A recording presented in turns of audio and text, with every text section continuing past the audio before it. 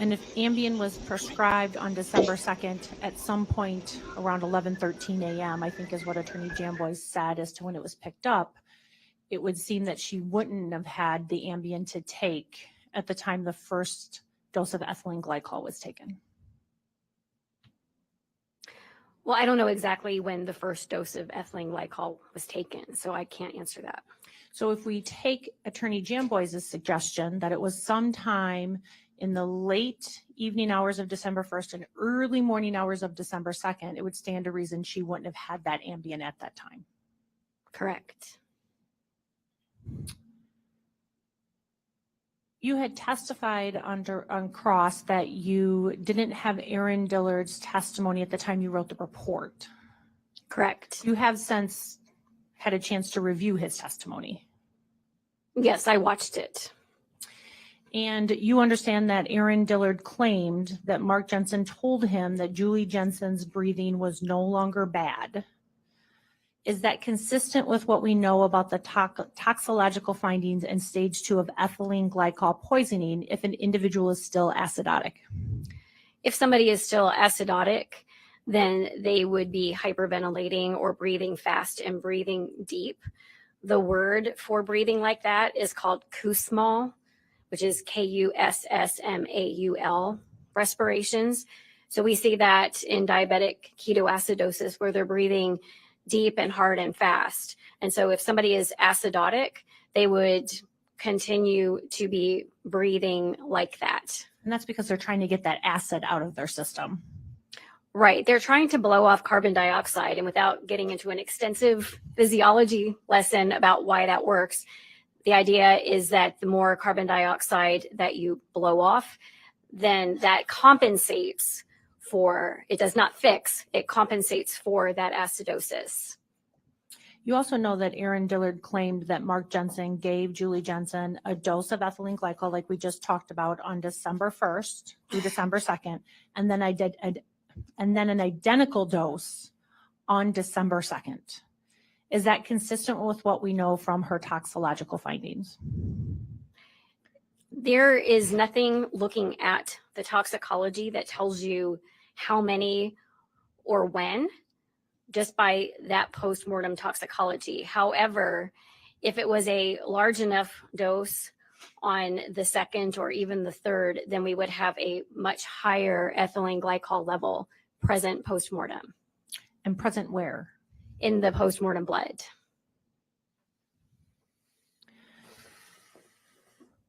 Attorney Jambois told you on direct that the credibility, thank you. Attorney Jambois told you on cross that the credibility of a source of information is essential when making a determination as it relates to manner of death. Yes. Are you aware of Aaron Dillard's credibility? I am. Is it the job of the medical toxicologist or the jury to determine the credibility of the witness and the witness statements? The jury.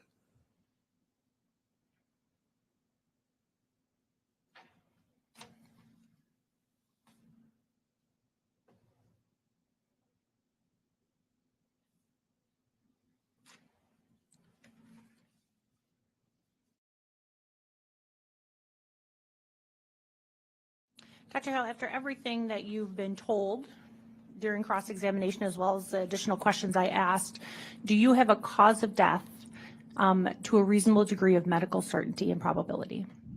Yes, to a reasonable degree of medical certainty and probability. The cause of death is ethylene glycol poisoning. And what would your opinion be as to manner of death? The manner of death, weighing all things. Remember, it's not my job to determine the reliability or the credibility of certain statements. Like I said earlier, there are statements on both sides. And because of that, my manner of death is undetermined, and there is nothing scientifically or toxicologically speaking, which is what my scope falls within, to state that this is a homicide or a suicide. And therefore, I say that the manner is undetermined. Or an accident? Correct. I have nothing further. Thank you, Dr. Hill. Mr. Jambois, do you have any questions? I do. Go ahead. Dr. Hill, didn't you just say on this morning, both on direct examination and cross-examination, that the amount of ethylene glycol in the blood at the time of death is not indicative of how much or when the person ingested ethylene glycol. Didn't you say that? You are misconstruing my testimony. Oh, I'm sorry to hear that. So let's, my understanding is that you'd indicated that the amount of ethylene glycol in the blood at the time of death could not possibly be indicative of whether it was a homicide or a suicide, correct? Correct. And that the amount of ethylene glycol in the blood at the time of death is not necessarily indicative of how much ethylene glycol was ingested, correct? That is not entirely correct. Okay. Well, you did just say on redirect examination that if Julie Jensen had a larger initial dose of ethylene glycol for her initial dose, you'd expect to find a larger amount of ethylene glycol in the blood. Didn't you say that on redirect? That wasn't the question that I asked her. Well, then she can say, no, that's not what happened. It's in the area you went into, so go ahead. Did you understand the question I asked you, Doctor?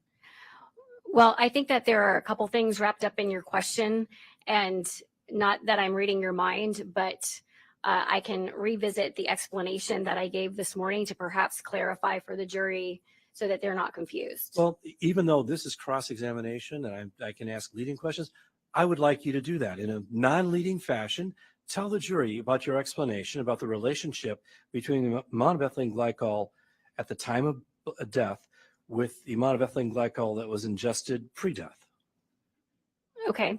Would it be okay if I had the microphone back and I can revisit? I'll even get you the microphone. That's very kind of you. Thank you.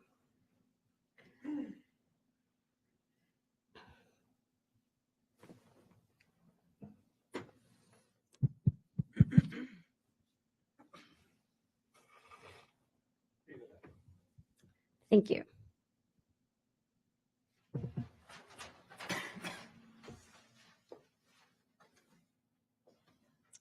Okay, so this brings us back to this chart that I made this morning. And the question is, just by looking at a level, so let's say at a certain point in time, if I look at a level here, Excuse me, Doctor, I've got to get up. Why don't we, for the record, Ms. Krause, why don't you say what number this exhibit is that she's talking about? 114. 114. All right. It is. so when you are looking at a random postmortem level and you don't know what time we are from death, it could be here, it could be here, it could be here.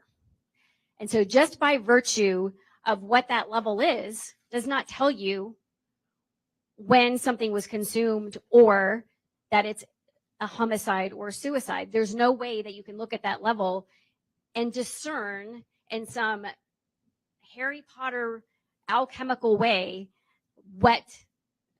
how that was administered. And so I want to make that clear that there's nothing about that level that tells you how it got there, whether someone gave it to you or whether you drank it yourself. Okay, there's nothing about the intent behind that level. Now, there has been a narrative in this case that because there was a half a teaspoon of ethylene glycol in the stomach, that thus hence heretofore, that was a second administration and therefore it was a homicide. And that is flawed. That is incorrect. And so my discussion was that if there had been a larger amount of ethylene glycol administered around the time of death, such that there was still ethylene glycol in the stomach, that would have gotten absorbed and would have produced a much more detectable level than what Julie Jensen had.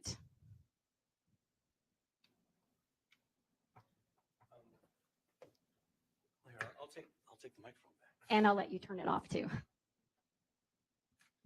So, Doctor, at the time of Julie Jensen's death, she had 55 micrograms of ethylene glycol in her bloodstream, correct?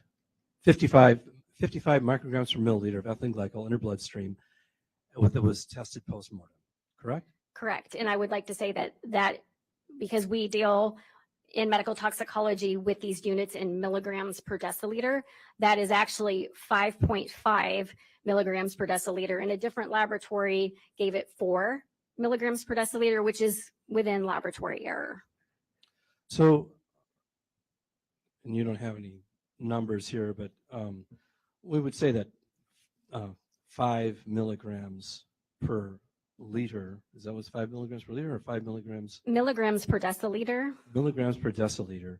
So let's say they'll be right down here somewhere, possibly, right?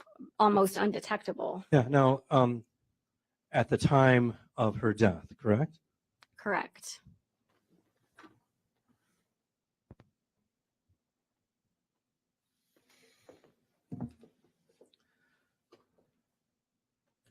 And you don't want to testify. You don't want to offer an opinion as to the time of death because there's such great variation about rigor mortis and so forth. But we know that she was dead at 4:33 p.m. Yes.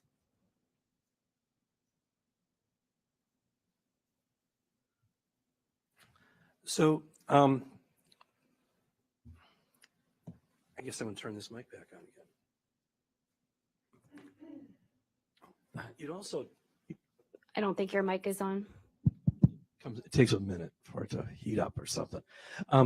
So you'd also testified about the half-life of ethylene glycol in the Judge, I human would body. actually object. This is outside. I didn't ask for it on direct. She's never testified about half-life, and I didn't ask for it on redirect. Well, it's certainly relevant to what I'm going into on recross, Your Honor. We'll let it in. She gave us another explanation on her own. So, Doctor, would you agree that the Are you laughing at my ruling? No, I was thinking of something. okay? So, Doctor, would you agree that the generally in the literature and in your experience that the half-life of ethylene glycol in the human body is somewhere between 3 hours and 8.5 hours? That's generally what is in the medical literature. Of course, as we've discussed earlier, it's very difficult to get an exact number because it's unethical to perform these kinds of studies on humans. But that's the accepted range in the generally in the medical literature is 3 to 5 hours or 3 to 8.5 hours, correct? Something like that. So let's say that this dose was administered at 6:30 or 7 o'clock in the morning on December 3rd, this second dose. And so if you had a dose of ethylene glycol that was administered to you, and let's say it's about 30 milligrams, 20 to 30 milligrams of ethylene glycol. Milligrams or milliliters? Milliliters, I'm sorry, milliliters. Okay. 20 to 30 milliliters. Here, do you have that thing, Bev?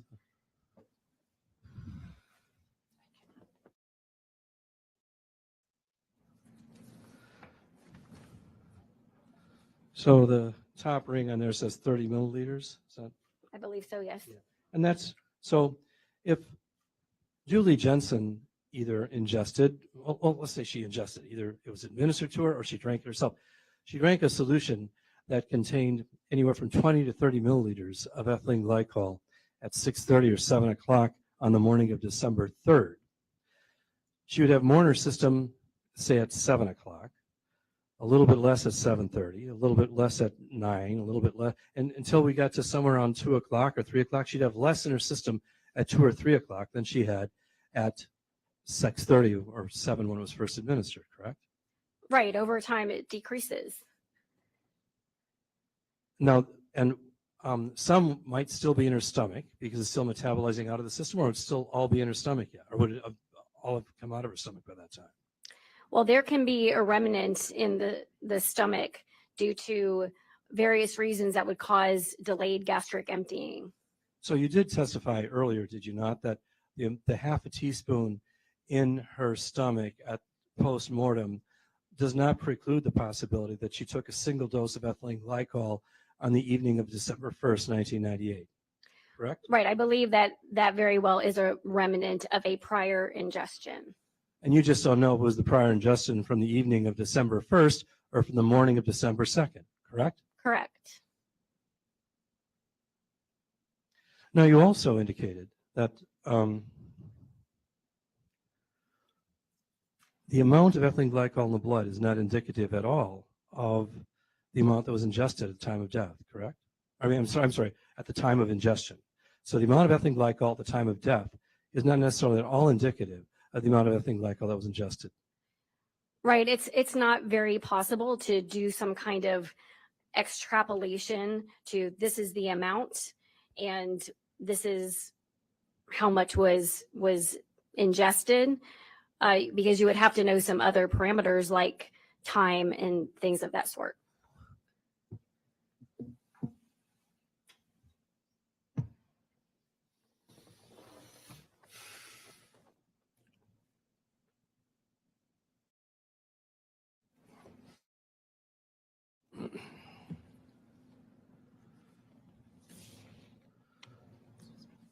So, doctor, let's say that there's a single dose of ethylene glycol, say 250 milligrams of ethylene glycol ingested. Milliliters or milligrams? I'm sorry, 250 milliliters, 250 cc's of ethylene glycol ingested at 8 o'clock in the morning. And then the person dies sometime that afternoon, 2:30, 3 o'clock, 3:30 in the afternoon. That person dies. You'd expect to find a significant amount of ethylene glycol in the person's bloodstream at that point, would you not, postmortem? Well, it depends on a number of things. The absorption of that ethylene glycol from the stomach, and then every person, but when you brought up a half-life, the half-life of any substance means that it is the time that it takes for half of a substance to go away, to be eliminated from the body. It's just one pharmacologic parameter that we learn about. And so in general, it takes approximately 5 half-lives to get to 0. So if we look at something like ethylene glycol, where the half-life is published to possibly be between 3 hours or 8 hours, you are essentially saying it may take 3 times 5 is 15, 15 hours, 8 times 5 is 40, to 40 hours to disappear. That's a big difference, which is why this can be very complicated to time backwards. But all other things being equal, the less you ingest, the less there's going to be left after the 5. Less will be left after 2 to 3 half-lives, and the more you ingest, the more that'll be left after 2 to 3 half-lives. Correct? Sorry, that just didn't make any sense. Okay, well, let's do it this way. You know, I wasn't a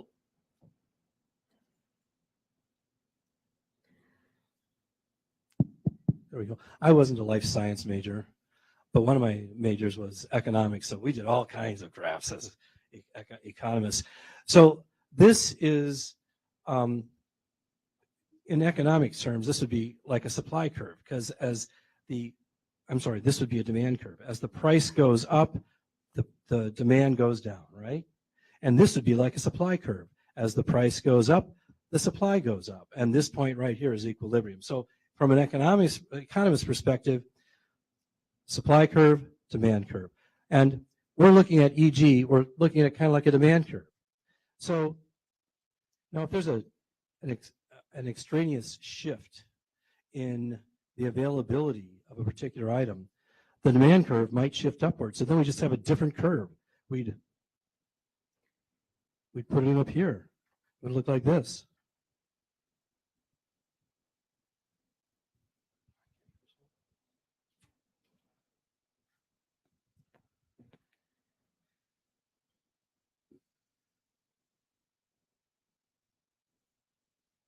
So let's take this and say this is 50 milliliters, initial ingestion, and this is 100 milliliters initial ingestion.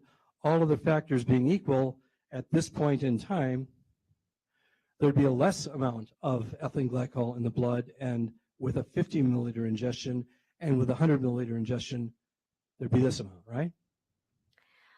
I don't mean any disrespect, but you have completely lost me. Oh, And how a supply and demand curve analogy applies in this situation really doesn't make any sense. okay. Well, let's say this is the EG. This is an EG line right here, right? The amount of ethylene glycol in the blood goes down as time progresses. You would agree with that, correct? Correct. But there's a starting point. So if we start at 50 milliliters, this would be a good way to plot the decline of the amount of ethylene glycol in the bloodstream as it's being metabolized, correct? Yes. So if there's 100 milliliters that's initial ingestion, then this would be a good way to designate that amount of ethylene glycol in the blood as it's being processed out, correct? Possibly. I don't. You're trying to suggest that I'm assuming you're talking about in the same person, correct? I'm talking about the same person. I'm saying all of the factors being equal, that the exact same woman, but one time she takes an initial dose of 50 milliliters of ethylene glycol, and then it's measured 4 or 5 hours later, or 3 or 4 hours later, and then another time she takes 100 milliliters and is measured the same time later. You'd expect a lower amount at a 50 milliliter initial dose versus 100 milliliter initial dose. May I come join you up here?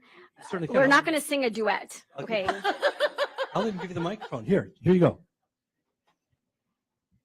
Okay, I appreciate your depiction of this, but this causes me to have to go back to exhibit Still 114. 114. And what we have to take into account is so this alcohol dehydrogenase that we talked about earlier is an enzyme that can get saturated. And so it's not just about putting somebody's dose, like, because presumably if you dump more sugar into a pitcher, you're going to stir it up and get a higher concentration. Unfortunately, we as human beings are not pitchers of water with sugar. We have a bunch of different compartments, but the reason why I spent so much time explaining this morning was about alcohol dehydrogenase, which doesn't exist in the pitcher of sugar, okay? And so this enzyme and its activity plays a role in what that ultimate concentration is. And also that enzyme can become saturated. And so the ethylene glycol would have to stand in line and wait its turn to go through alcohol dehydrogenase, which is kind of what I was explaining this morning. When you add ethanol to the equation, it competes for that alcohol dehydrogenase. So in the world of economics, where supply and demand curves exist and are probably subject to other factors, it is not exactly a great model to compare in this situation. Is that your explanation, Doctor? Yes. I have my pen back and my thank you. You can return to your seat. So earlier, when you were being asked questions on redirect examination, you were offering testimony about how the amount of ethylene glycol in one part of Julie's system was inconsistent with a certain type of an ingestion. So I guess I missed what you were saying. So maybe you can explain that to me again. Well, I'm not sure exactly what specific conversation we were having that you're referring to, but the punchline of my testimony is that there is a very small amount of ethylene glycol in her stomach. And there, as I was explaining, is a narrative that because that's there had to have been an administration of ethylene glycol around the time of death. If that was true, then that level would be higher. Is that what you're asking? I don't even understand what you just got done saying. You indicated that if nobody's talked about an administration of ethylene glycol at around the time of Julie's death. Nobody's talked about that. So I don't know where you got that from. The defense counsel didn't ask you about that, and I didn't ask you about that. There's no suggestion that Julie Jensen ingested ethylene glycol at about the time of her death. So you understand that. Nobody's proposing that. We spent a good part of the morning hours today discussing that, and that ultimately my opinion was that that small amount of ethylene glycol in the stomach was a remnant of a prior ingestion, not a repeated ingestion around the time of death. Okay, well, let's define around the time of death. I mean, so according to Mark Jensen's confession to Aaron Dillard, well, quite aside from whether Aaron Dillard's a reliable reporter or not, according to that confession that Mark Jensen offered to Aaron Dillard, the first dose of ethylene glycol was administered in the evening hours of December 1st, 1998. You're aware of that, correct? Yes. And you're aware that according to the confession of Mark Jensen to Aaron Dillard, the second dose of ethylene glycol was administered in the morning hours of December 3rd, sometime before the kids got up, so maybe 6:30 or 7 o'clock. Are you aware of that? Yes. Now, and you are aware that Julie Jensen was found dead at 4:33 p.m., that she was determined dead at 4:33 p.m. by the responding paramedic, correct? Yes. At which point there was some measure of rigor mortis that had set in, correct? Yes.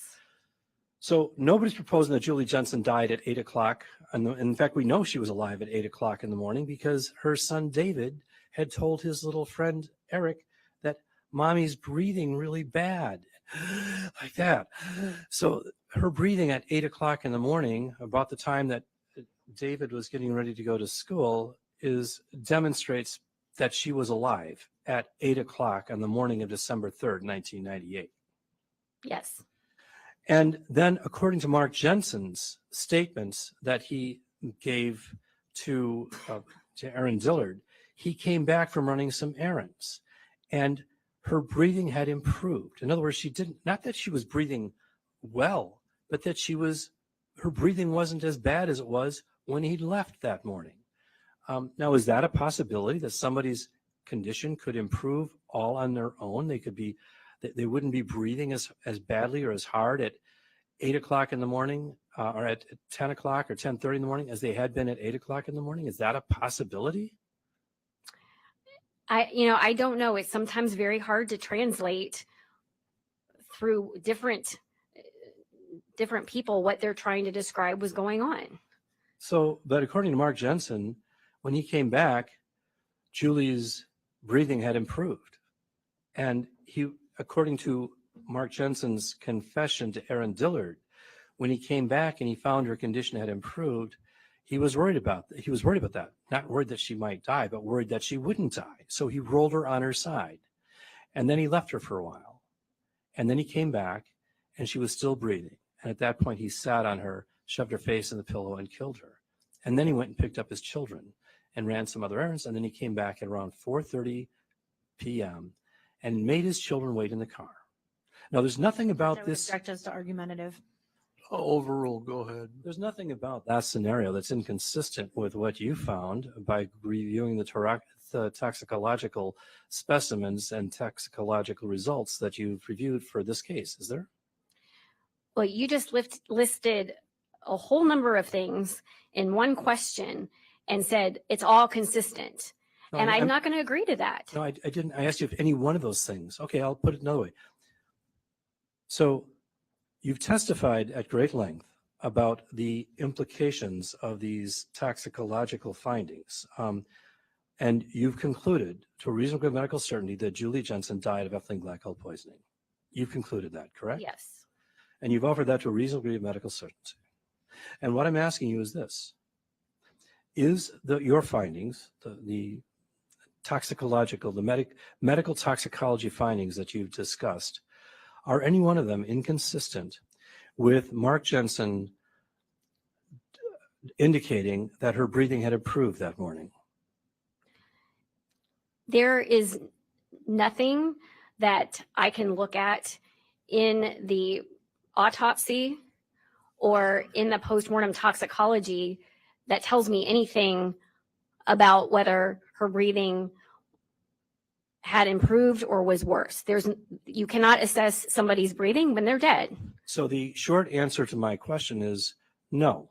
There's nothing about that scenario that's inconsistent with that. There's nothing in your findings that are inconsistent with that scenario as described by Mark Jensen to Aaron Dillard, correct? That her breathing has started to improve, so he rolled her on her side. There's nothing about your toxicological analysis that would be inconsistent with that scheme of events, is there?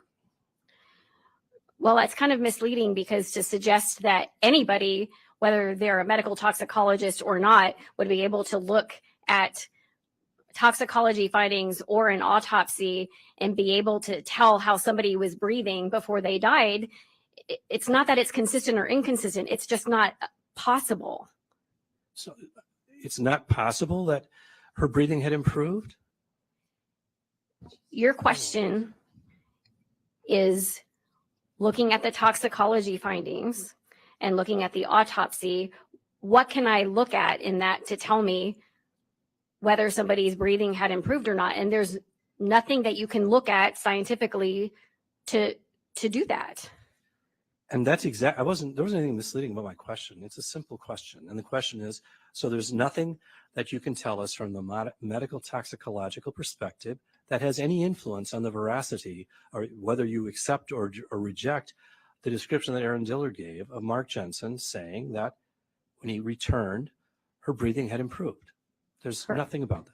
And Correct. furthermore, there's nothing about the toxicological analysis that you've done that would in any way, shape, or form affect the reliability of, or in fact, I'll start this question over again because there's nothing about the medical toxicology in this case that confirms that Mark Jensen did not sit on Julie Jensen, shove her face in a pillow, and asphyxiate her in that fashion, is there? There's no evidence of that. Yes. So the fact that she was poisoned with ethylene glycol and drugged with Ambien does not preclude the possibility that Mark Jensen rolled her on her side, sat on her chest, shoved her face into a pillow, and held her there until she stopped breathing. There's nothing in your analysis that's inconsistent with that, is there?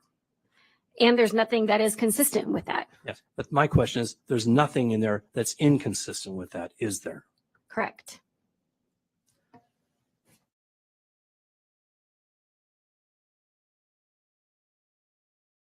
And there's also nothing inconsistent with the medical toxicological results that you've testified to that would be inconsistent with Julie Jensen being administered a small dose of ethylene glycol in the evening of December 1st and another small dose of ethylene glycol in the morning of December 2nd, is there?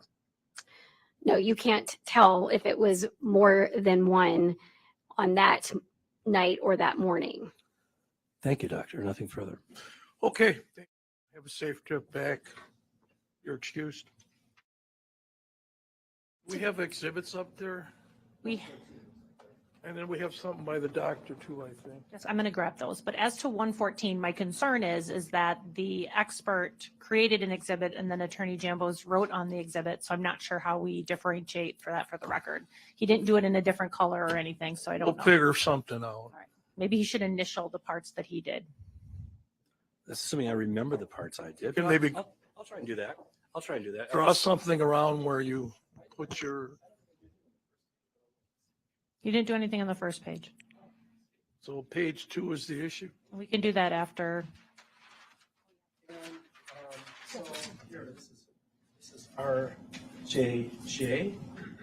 I hope my economics professor was watching. He'd be proud of me.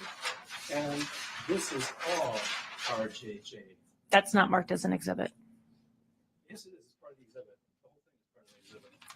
No, I moved Exhibit 114 in Attorney Jamboy's before you started to do your cross-examination. I think it needs another sticker. So Exhibit 114 is this page and this page? The 2 pages that the expert did, that's correct. Okay.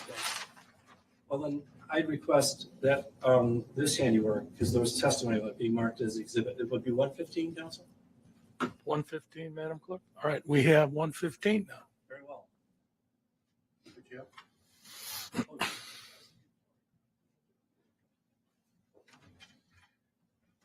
All right, who's the defense's next witness? Detective Paul Ratsberg.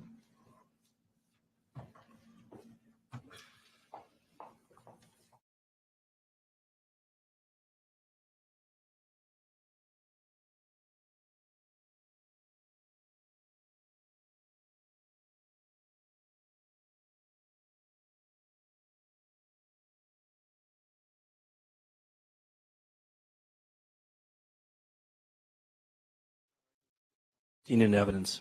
Received.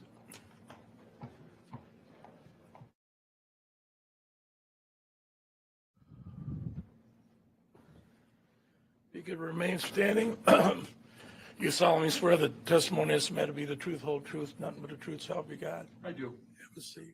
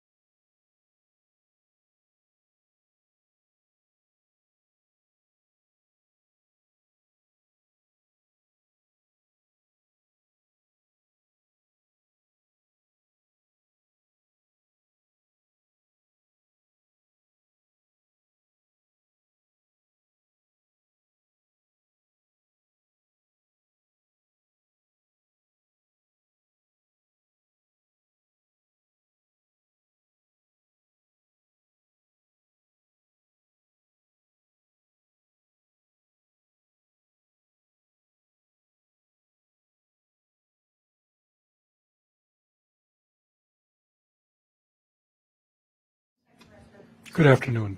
I just want to make one statement before we start.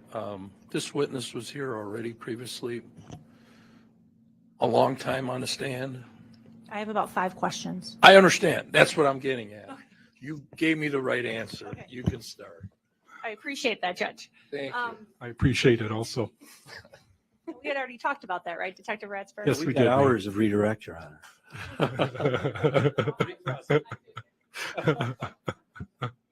Do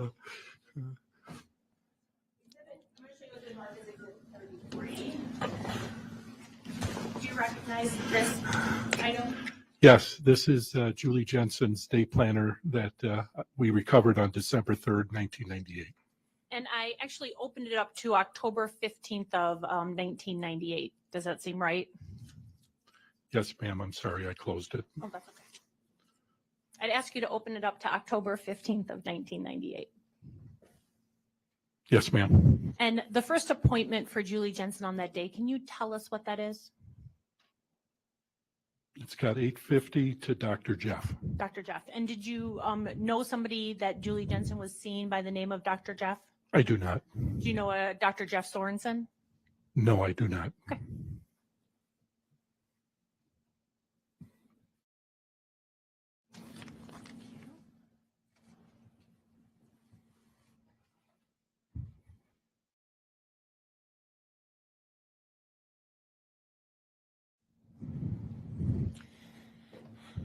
Detective, I'm just going to show you a few pictures and see if these are the pictures, if you can identify them from the crime scene.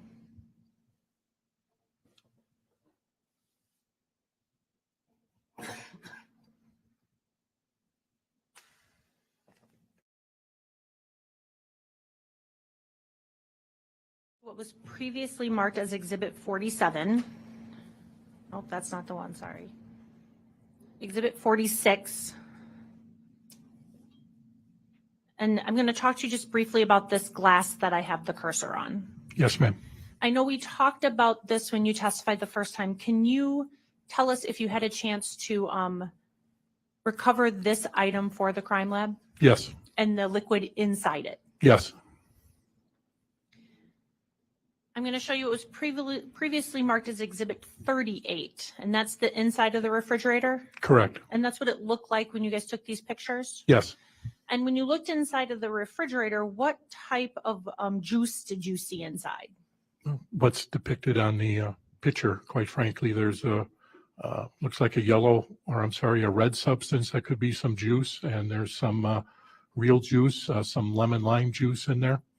So what I can see on the top looks to be some type of maybe tonic, Yes, water, yes, a lemon juice, yes, maybe some chocolate milk, yes, and then maybe cranberry juice. Is that similar Yes. to what you see? I would agree.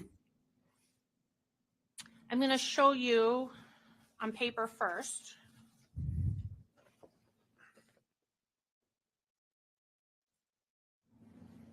Exhibit 102 and Exhibit 103.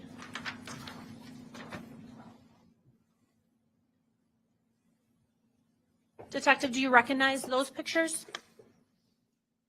Yes, they appear to be pictures we took on December 3rd, 1998 at the Jensen residence. And the pictures that you have in front of you are the pictures that were taken on that day is what you're testifying to.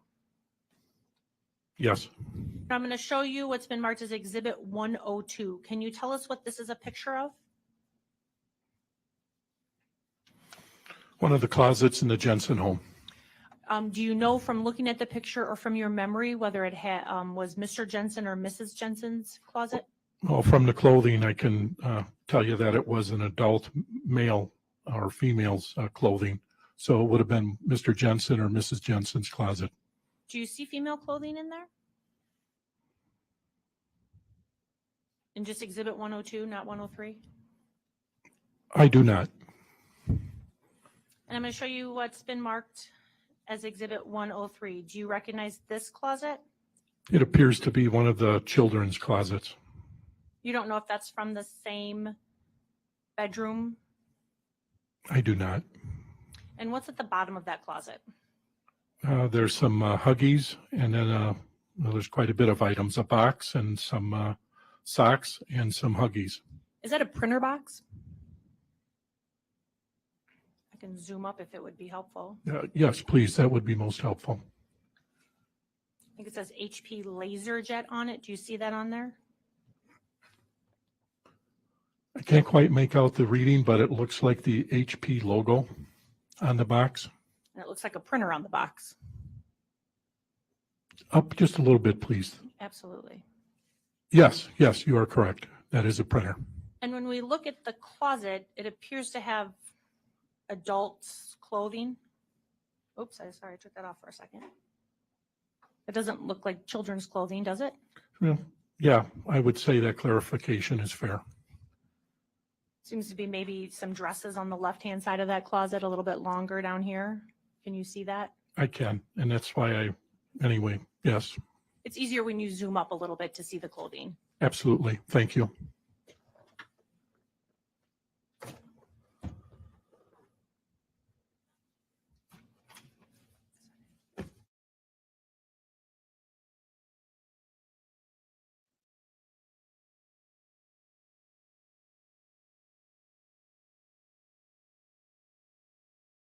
Kratzberg, do you know who purchased Julie Jensen's vehicle after she passed away? I believe one of her brothers. Was it Patrick Jensen? Do you know? That I don't know.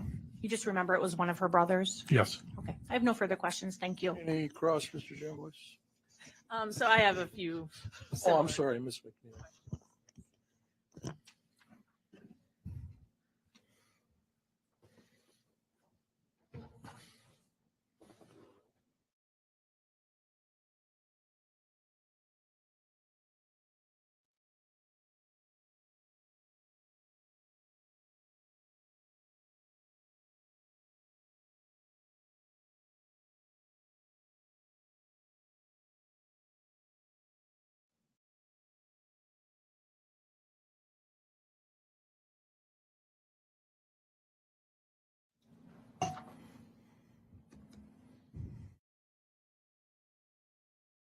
handed you what's been marked as State's Exhibit 117. I'm going to ask you some questions about that in a second. But before that, I just want to show you, similar to what you were just asked about Julie Jensen's day planner. So if we could have the screen just switched over to this computer.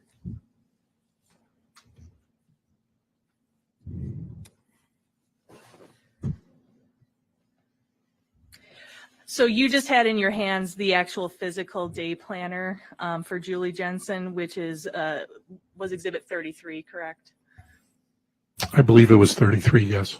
And so what I'm showing you is on Exhibit 43, which is just the digital version of Julie Jensen's day planner. Do you recognize that? I do. And that is in fact Ms. Jensen's day planner. So I'm just going to show you a few pages of this.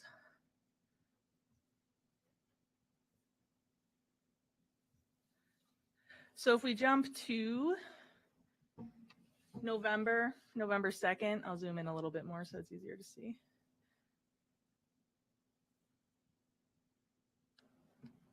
So do you see there November 2nd?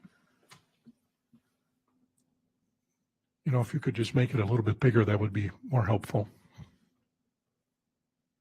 Okay, do you see the date there? I do, yes. And so for example, on that date, she has indicated there's something about KYF and Drake. Yes, that is correct.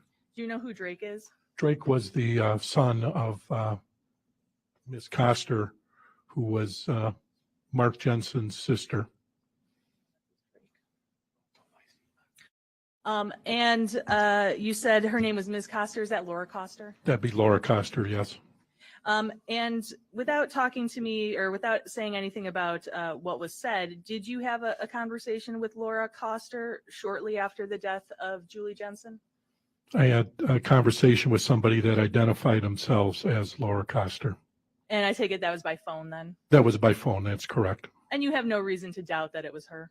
I have no reason, no.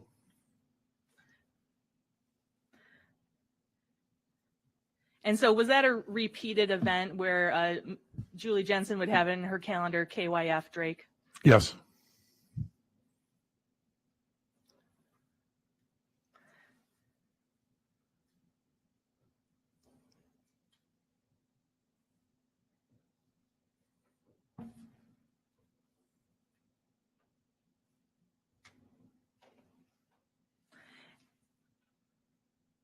And you see in her calendar here, this would be in November, Julie Jensen has the book club, Yes, that is correct. November 10th of 1998. Yes, And then this would be the next week. She just made a marking about Mark being in St. Louis. Is that yes, correct? And then at the very bottom there, we have the repeat of Drake KYF. yes.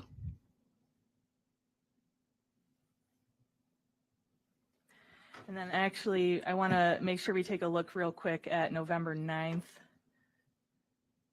Do you see there Joe's carpet cleaning, Yes, I do. 2 p.m.? Yes, and it's circled. And now if you look at what's marked in front of you, exhibit number 117, what does that show? That's a receipt from Joe's Carpet Service located in Kenosha, Wisconsin to the Jensen home at 9002 Lakeshore Drive. I believe this address may be an error. It's actually 9020 Lakeshore Drive, Kenosha, Wisconsin, with their phone number. And it's a receipt for some type of cleaning and with a total amount of $44.31. And that is from November 9th, 1998? Yes.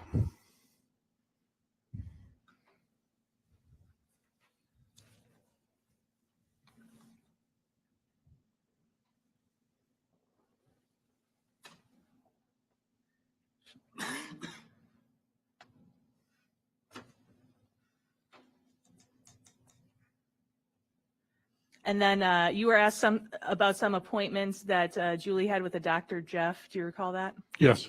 And then you see that she apparently has a Mark's appointment for Dr. Jeff here on the 10th. Yes.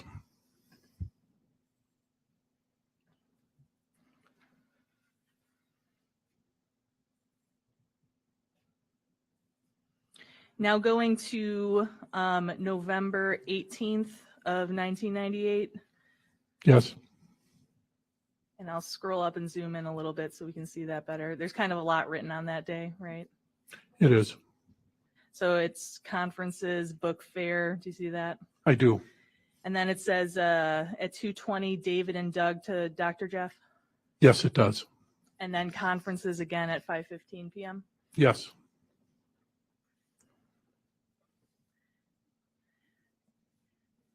And then this day planner, it goes all the way through the end of the year, correct? that is correct. And so there's notations in it for Julie Jensen's day all the way through the end of December. Yes, that is correct. And so that includes things like there's supposed to be a Stiefel Nicholas Christmas party. Yes, So we can see that on December 11th of 1998. yes,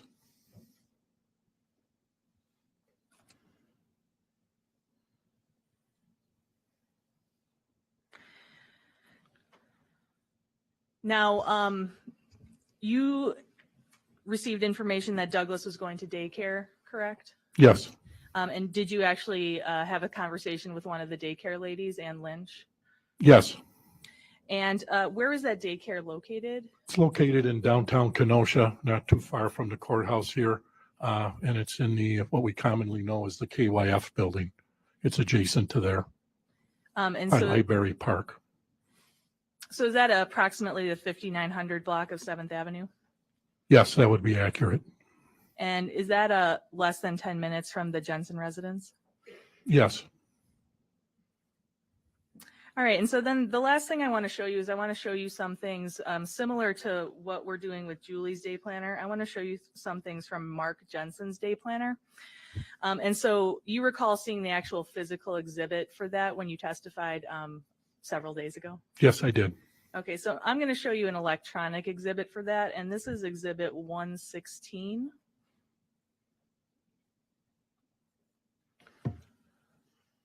Now, I'm particularly, and this is a PDF exhibit, so I'm going to say what page it is in the PDF. I'm going to direct you to page 86 of this exhibit. Do you see there at the top an address? I do. It's Are you able to read it from here, or do you need me to zoom in? I can, let's go with 740 Ford Street, Kimberly, Wisconsin, and above that, underlined is Appleton. And again, this was in Mark Jensen's day planner? It was, yes, And then you see names for several people, correct? I do. Including an Ed Klug.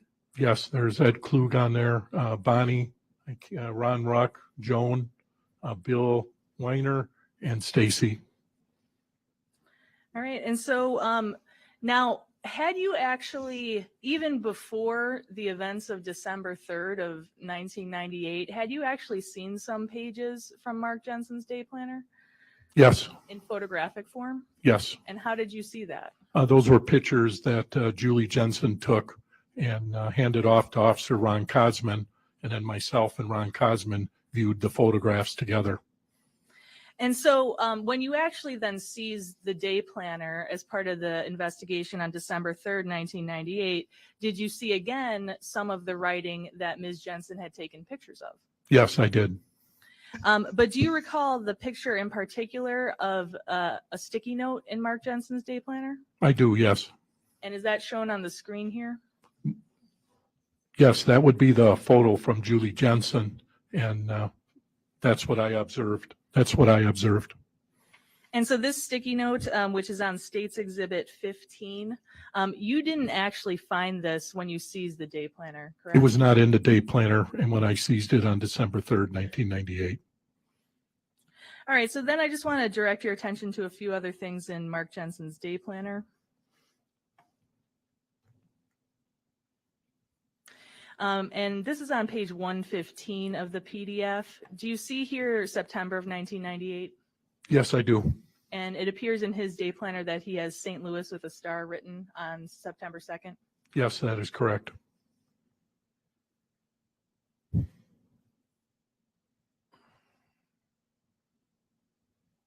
And then going to page 116, now we're at September 11th and 12th.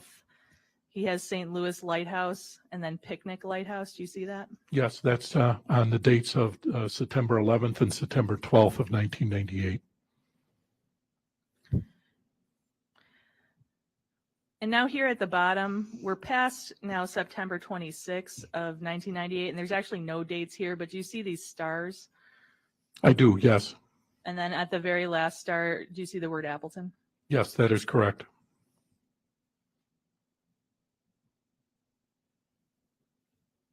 Now going to page 120 of the PDF, do you see October 1998? I do, yes. And then stars for Appleton for the first, second, and third? Yes.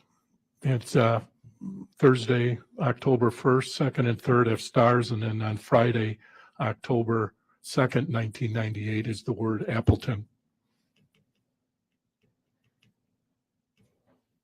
And then we have the dates of October 22nd, 23rd, and 24th with the letters SIA. Do you see that?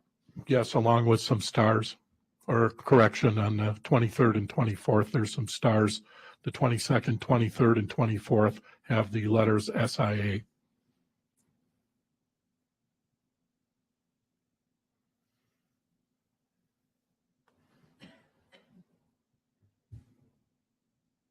So then if we go to page 124 of the PDF, do we see the stars and then blueprint on the 5th, 6th, and 7th? Yes, that is correct, along with some times on the 5th of November, 1998. All right, now I'm going to move to page 144 of the PDF.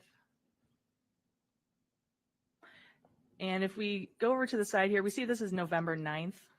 Yes, it is. And on this day, we see the words, there's a few things written, but if we look towards the left-hand side,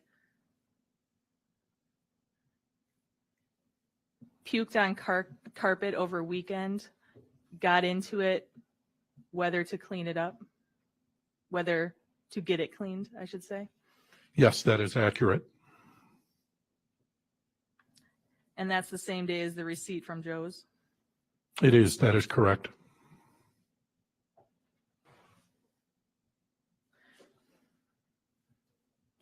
Now going to the PDF, page 158, we see some words here.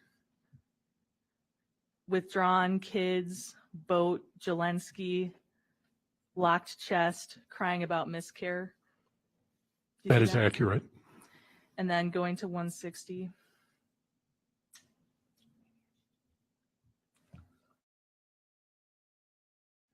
There's a few words on this page, but we see again the reference to crying about miscarriage. Do you see that? Yes, I do. And those two pages that I've just shown you, you saw those before because those were in the pictures given to Officer Cosman by Julie Jensen, right? Yes.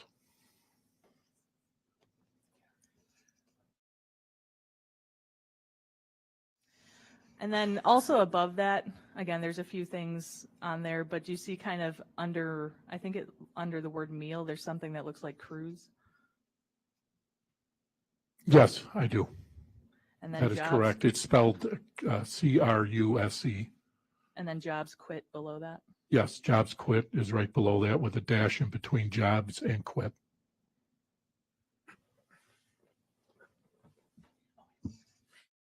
So then the last question I have is, without talking about the content of any conversation, on April 21st of 1999, you had talked to Mark Jensen, Correct. but that day you also talked to David Jensen. I did, yes.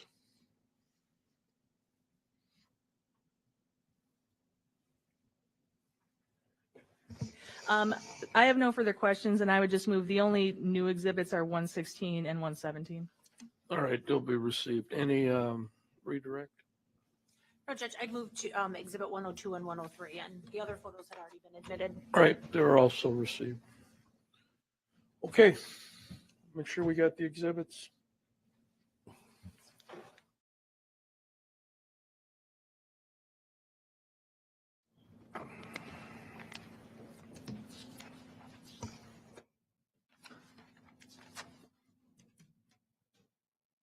Our next witness. Is a video, and that's Is it a witness on the list?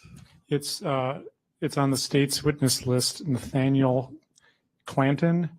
I don't have that list right in front of me. I'm not sure the number, but we'll get it for you in mere moments. You're saying it's on the state's list? 10. All right, I have it.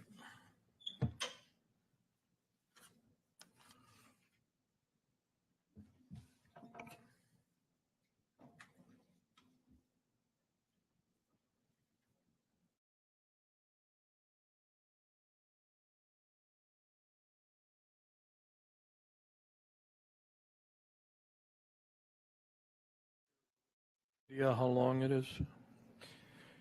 I think it's 37 minutes. All right. Apologize for breaking your rule again.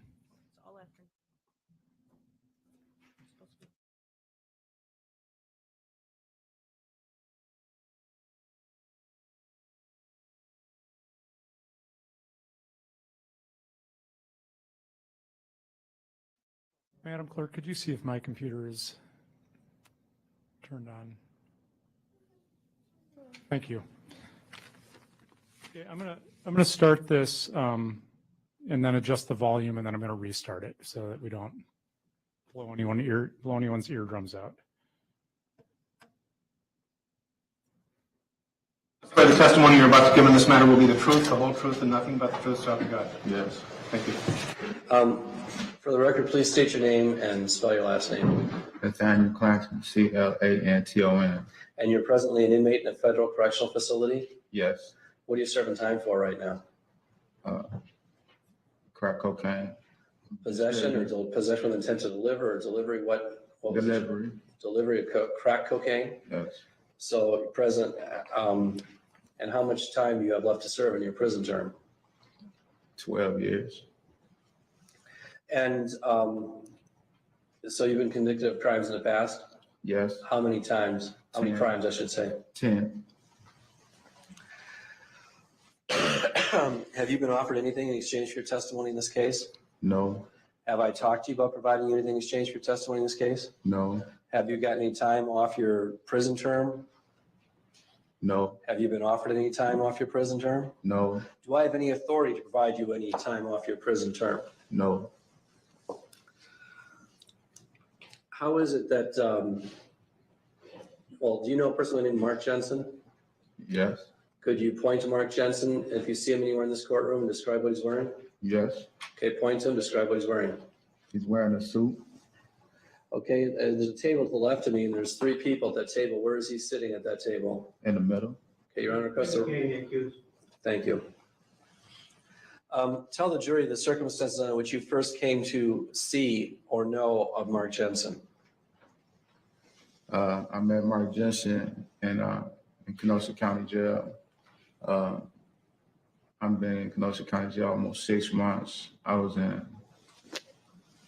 J Block with him, and I was there for like a month and a half with him. Okay, who was in J Block first, you or him? Mark, Mr. Jensen. So when you first came to J Block, Mr. Jensen was already there. Yes. When you first got to J Block, did you know who Mr. Jensen was? No. And once you were in J Block, did you have occasion to speak with him at all? Time, not frequently. At the time that you were in J Block with Mr. Jensen, was there a time that Mr. David Thompson came into J Block? Like a month later, after me. So you'd been in J Block with Mr. Jensen for almost a month before Mr. Thompson got there? Yes. Now, in the month before Mr. Thompson got there, how often would you speak with Mr. Jensen? Rarely, not that much. Were you able to observe Mr. Jensen and his interactions with other inmates in the facility? Yes, everybody, pretty much. Be aware of my surroundings. Okay, and did you observe whether or not Mr. Jensen spoke with other inmates in the facility and in J Block? Yes. Describe whatever interaction you saw between Mr. Jensen and other inmates in the cell block. He pretty much, talk about his case with certain individuals, show him his court reports and things like that. Did he ever try to talk to you about his case or show you his court reports? No, I wouldn't want to look at him. Well, when you say you don't want to look at it, and you didn't want to look I at it, wasn't interested. No, so he tried to show them to you? And no, not offhand, no. he never did, okay. Tell us what happened when David Thompson came into J Block. Him and Mr. Thompson and Mr. Jensen was I don't know, started getting along for what apparent reason, I don't know. They was talking and they started getting to know one another, filling each other out. And what I mean by that, they was knowing each other, you know. They had their moments, I guess. So you saw Mr. Jensen and Mr. Thompson talking with each other. Yeah. And when you saw Mr. Jensen and Mr. Thompson talking with each other, did you see any other inmates involved in that conversation, or was it just Mr. Jensen and Mr. Thompson? Mr. Jensen and Mr. Thomas. And did you ever involve yourself in those conversations between Mr. Jensen and Mr. Thompson? No, Did you hear what Mr. Jensen and Mr. Thompson were talking about? not really, no. They Did you- usually be off to they was off to themselves when they was communicating. Did you ever come to learn from either Mr. Jensen or Mr. Thompson what Mr. Jensen and Mr. Thompson were talking about? Later on, Okay, who told you about it? Jensen brought it to my attention first. Okay, tell us about that conversation. Did that occur while Mr. Thompson was still there, or had Mr. Thompson left J Block? I think he left J Block. Okay, so tell us what happened after Mr. Thompson left J Block. One day, me and another inmate was looking out the window talking, and Mr. Jensen came up and he was asking me about his situation. That Thompson, I guess, had made a offer to him, and he had explained to me what it was, and I told him he was stupid for doing it. Okay, you what do it. was the offer that Mr. Jensen described to you that Mr. Thompson had made to Mr. Jensen? He can make one of his witnesses disappear.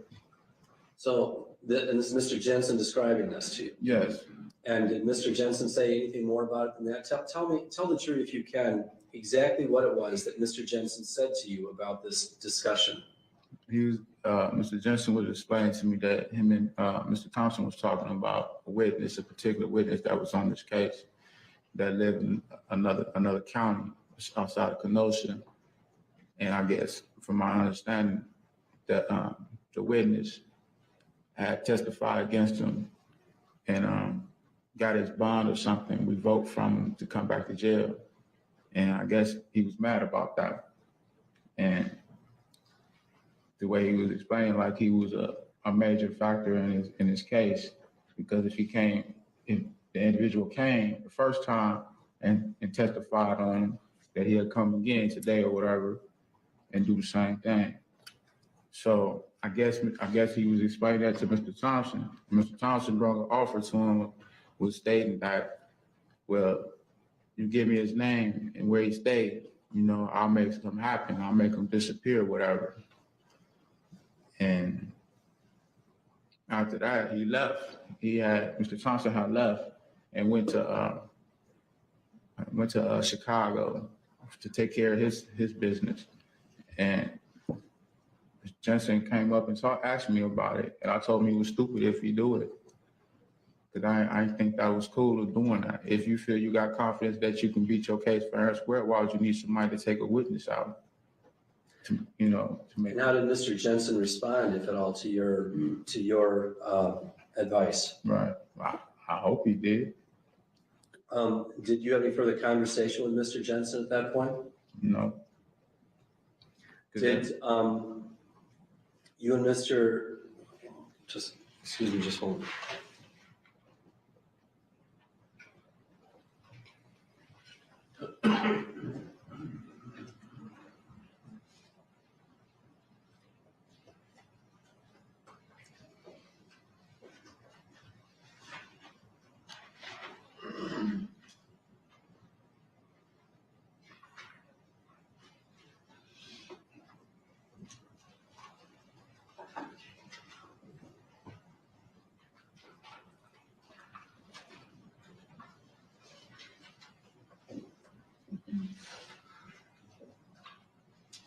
Now, when Mr. Jensen was describing this, these previous discussions between himself and Mr. Thompson, Did he give the impression that he'd made up his mind one way or another as to what he was going to do? Yeah, I think he did. What was it? Was it your impression he made up his mind that he was going to do? Yeah, he might have gone take up Mr. Thompson's offer, because the way he made it seem like Thompson knew what he was doing. Well, tell me, Mr. Clanton, what was it about the statements that Mr. Jensen was making to you that caused you to believe that Mr. Jensen was seriously considering this offer that had been put to him by Mr. Thompson? Because Mr. Thompson and Jensen was always together. The couple weeks that he was there, and they was always together talking by themselves. There was never nobody around when he was talking. And then after Mr. Thompson had left and Mr. Jensen was speaking to you, what was it about that conversation? What was it about the things that Mr. Jensen said in that conversation that caused you to believe that Mr. Jensen was seriously considering this offer from Mr. Thompson? He was pretty much like he had second doubts about his situation. About the case or about the offer? About his case. Were there any further discussions that occurred between you and Mr. Jensen concerning Mr. Jensen's case after Mr. Thompson had left? No. Did you ever see Mr. Thompson intimidate or threaten Mr. Jensen? No. Did you have the impression Mr. Jensen was afraid of Mr. Thompson or anybody else in the cell block? No, not really. I don't think he should have been afraid of nobody. It didn't seem like it at the time. I don't know, but I'm not going to say. Well, if you didn't see something. I can't speak on it. Yeah, Mr. Clinton, I'll just tell you, because in court, if you didn't see it, or if you don't have firsthand knowledge, I'm not going to ask you about it. All right.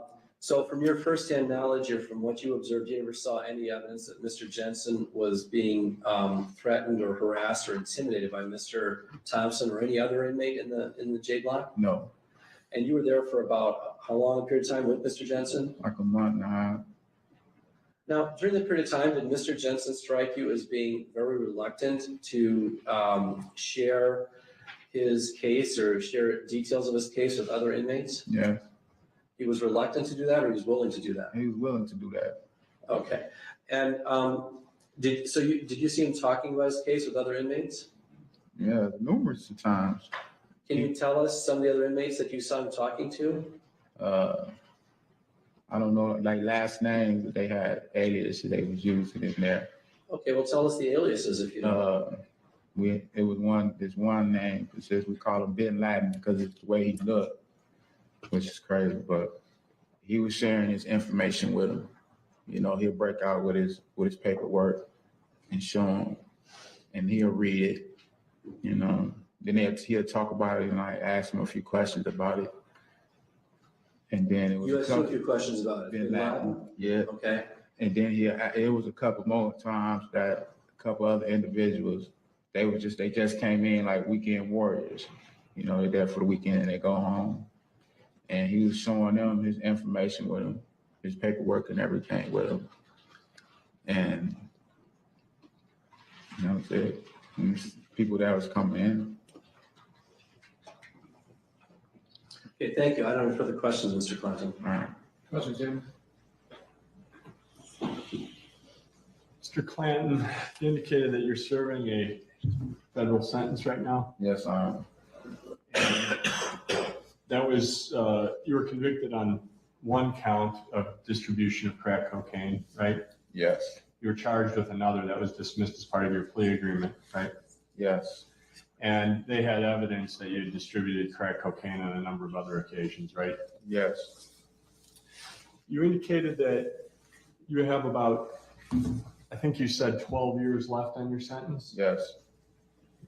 Now, my information was that you had been sentenced to 212 months, and that was 17 years. just about a year ago. Yeah. And how do you come up with the 12? You do 85% of your time. And that's what the calculators come to 13 years. With the time you've done and your Right. sentence credit and Yes. the good time, you figure you have 12 left. Yes. But you're hoping not to serve all 12, right? If it's a new system, I mean, if it's hopefully something goes for this crack law thing, yeah, I'm hoping I can do it. Well, you're also hoping that your testimony in this case will help you go below 12, right? Yes, Your lawyer, Mr. Lieberman here, he's here to help follow up on that, right? yes. And you've also, why were you in the Kenosha County Jail? Because I had some other federal affairs I had to take care of that pertains to my case. Federal charges against you? Yeah, yeah. You had other federal charges? No, sir. No, I ain't had no other federal charges against me. No. You were in Kenosha so you could cooperate against other people, right? Yes, And because you know that you can go back to the judge and ask him for less time by cooperation, right? yes, And you want to use that cooperation and the cooperation in this case to try to reduce your sentence, Mr. Clanton. yes, yes. And you know that the only way that you can help yourself is by helping the prosecutor, right? No, Well, if you helped Mr. Jensen, I couldn't go to the judge and ask for less time. That wouldn't get you anything, would it? no, Right? You agree with that? yes, no. Okay. You have 10 prior convictions. Yes, Your first conviction is for an armed robbery, is that right? yes, And then you've had a number of battery cases. yes, You had a case involving an Erica Jones, right? yes, You broke in her door. yes, You punched her in the nose, breaking her nose. yes, Alice Jones said she was going to call the police, and you said you'd kill her if she called the police. no, I don't recall that one. During that same incident, after you broke the door and broke Erica Jones' nose, you don't recall telling Alice Jones that you'd kill her? No, Are you saying it didn't happen, or you just don't recall? I just don't recall that part. Was Alice Jones there? Yeah, my mom was there. And then Erica Jones' child was there as well, right? Yeah, my son. And he also was hurt in this incident, right? Not that I know of, no.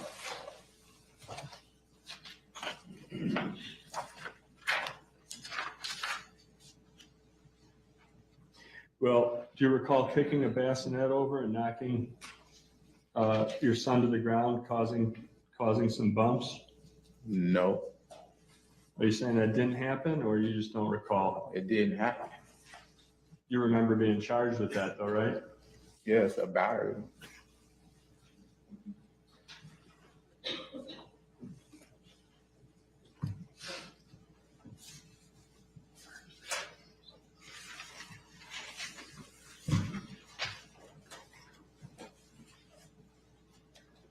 And by the way, when you were sentenced to 212 months, is by Judge Shabazz in Madison, Yes, and the prosecutor was only recommending 188 months, right?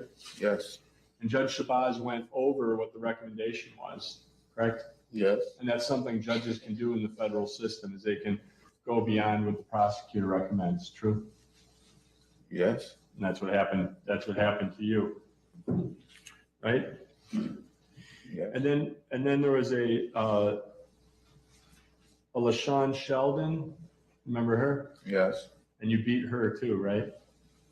I ain't beat her, no. Well, do you remember having an argument about what she was wearing? Yes, You said, if you want to dress like that, I'll treat you like one. yes, You grabbed her by the shirt, right? yes, Took her in the bathroom, yes, grabbed her on the neck, yes. choked her. No, I ain't choking. While choking her, you said, I'll do anything I can to kill you. No, Tried to punch her in the right side of her neck.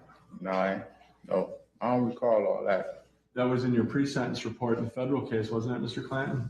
I probably didn't read that part. most of the things in my PSI I didn't even pay attention to. Well, you were asked if there was any corrections you needed to make in that pre-sentence report, right? Yes, And you didn't have any corrections, true? yes, And you had indicated that you went through that with your lawyer, true? yes. Mr. Clanton,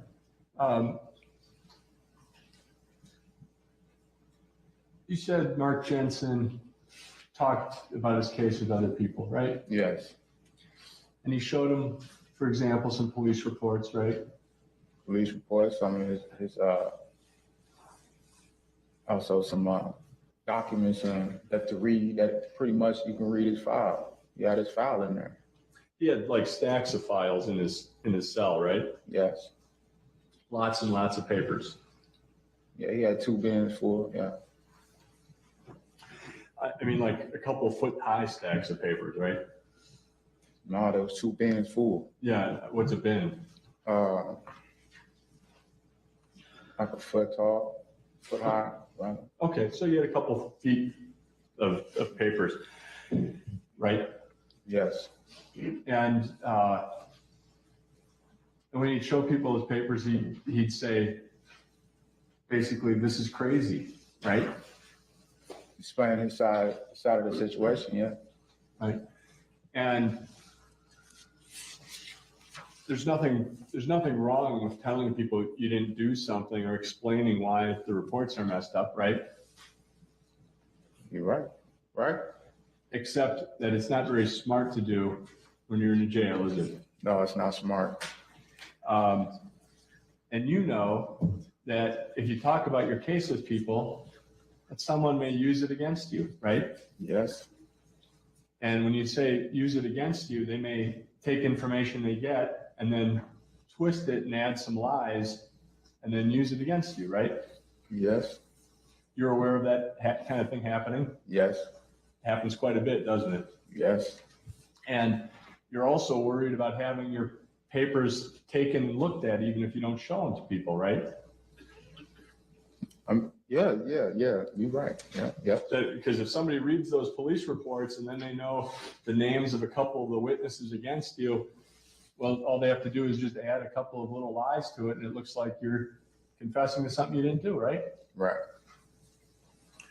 And I think another thing you've mentioned is that if you just kind of tick somebody off, they may use the information they got from you against you, right? I guess. I mean, like if you refuse to share your lunch with them or failed to share canteen with them, they may respond by saying, I'll stick you, right? If you're intimidated by him, yeah, I guess. But you recall telling you had a recorded interview, right? Yes, Okay. And you recall saying at that time, this is page 4, if you don't treat them right, meaning someone else who you've talked to or whatever, basically it would be like canteen floating around and you ask for something and you say no, then they like, okay, you want this all to get out? And you pretended to write something down and then send it in.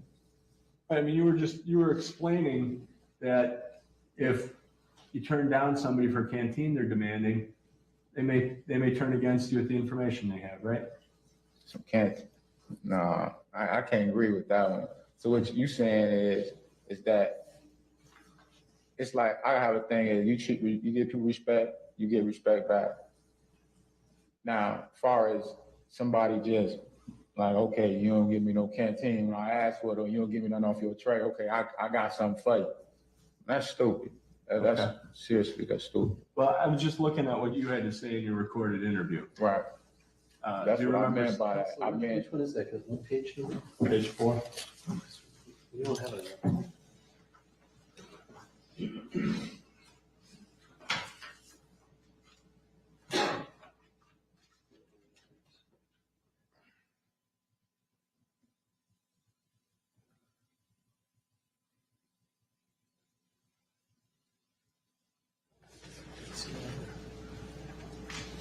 It's page 4.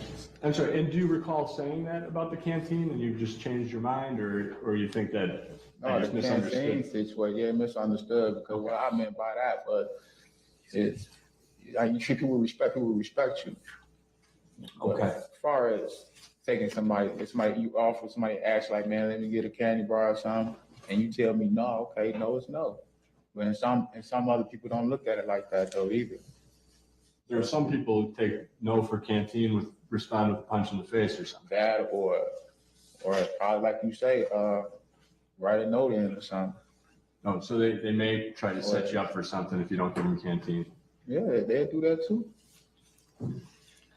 But you think the greater danger would be that if you share your information with somebody, that they can use it against you to get themselves a deal? Yes,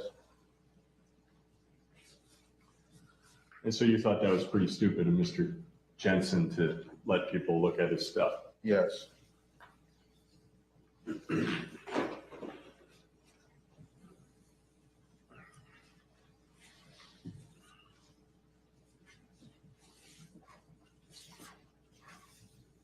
You indicated, Mr. Clanton, that you did not hear any conversation between Mr. Thompson and Mr. Jensen? No. Yes, yes. That's correct. Did you see Mr. Thompson shove or hit Mr. Jensen? No. I take it that could happen at some point without you seeing it? Yes. When you ain't paying attention to it or whatever situation occurred, huh? You came in on August 16th, is that right? Yes. And when you came in, did you right away hear about an altercation that had happened the day before in that J block? No. You didn't hear anything about two guys beating up Michael Clark? No.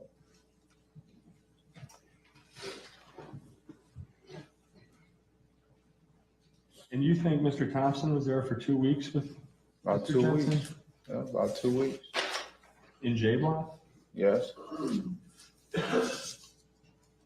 And your understanding was that to get rid of a witness, Mr. Thompson's offer was $100,000? Yes. And Mr. Jensen never told you he accepted any offer, right? Thinking about it. That's what he said. He was talking to me. He was on my side when he was talking to me when he approached me about his situation.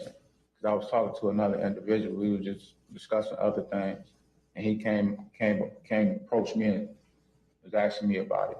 Was that other individual there? Yes. Who's that? His name Bernard Bush.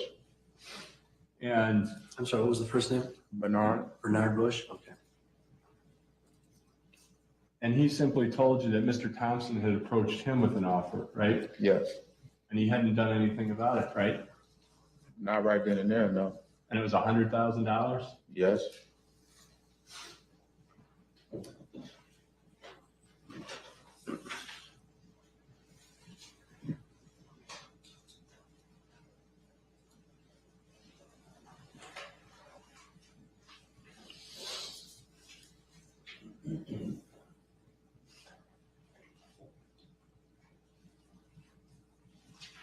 Now, do you recall what time of day Mr. Thompson came into the cell block? It's like after lunch, like around about 1:30, 1:45, somewhere around there. And then he left for a couple days soon thereafter to go to court in Chicago? Yes. And then he came back for a day? No. He stayed a few more days, then he left again. And then he didn't return to J block? No, he was in a block next to us. And was it a few days before Mr. Thompson and Mr. Jensen talked after Mr. Thompson arrived? You know, probably a day later, like the next day. They And was it after Mr. communicating. Thompson had been there for almost 2 weeks that you had this conversation with Mr. Jensen? Excuse me. Was it after Mr. Thompson had been there for a couple of weeks that you had this conversation with Mr. Jensen that you were telling us about? Yes. So after like 2 weeks' time of watching them, that's when Mr. Jensen told you this. Yes.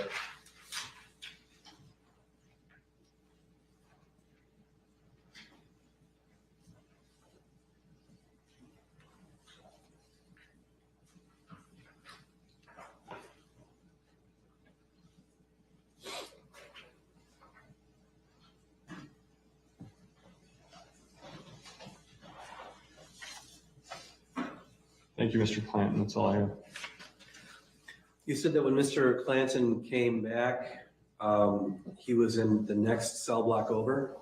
You mean Mr. I'm sorry, Thompson? Mr. Thompson. You're Mr. Clanton, I'm sorry. When Mr. Thompson came back, he was in the next cell block over? Yes.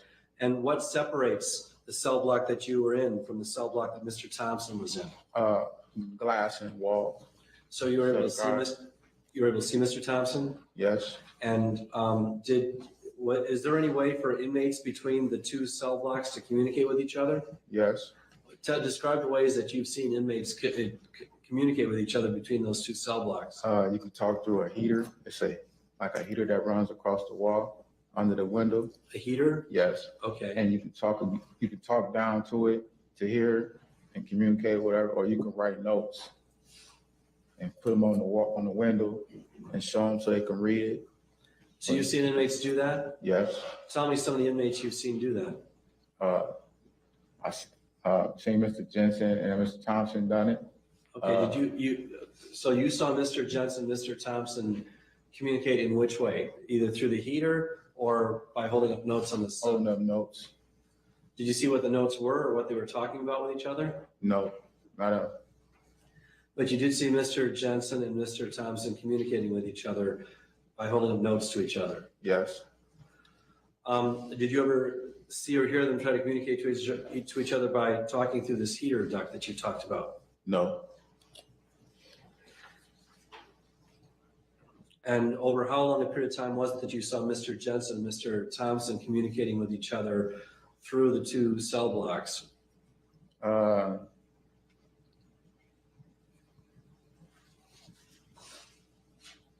About a week later. Now, when you had this discussion with Mr. Jensen, or Mr. Jensen started talking to you about this planned or proposed abduction of the witness against him, Yes. was Mr. Thompson still in the cell block, or had he left the cell block by that time? He left the cell block. Did Mr. Jensen ever explain to you how this plan was going to unfold if Mr. Thompson was locked up? Apparently, if it would have took place, Thompson had some people out there that I guess he said he did, that was gonna go to Appleton. That was gonna pick the individual up. They was gonna take him to a house. They was gonna put him in the basement or something like that, and they was gonna keep him there until the court case was over with. This is what Mr. Jensen told you. Yes. Did you ever discuss with Mr. Jensen the feasibility of just holding somebody in the basement of a house until the trial was over? I told him it was the dumbest thing if he ever done.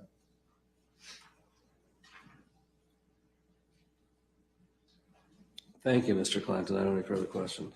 Mr. Albee, and everything that Mr. Jensen was relating to you was Mr. Thompson's statements, right?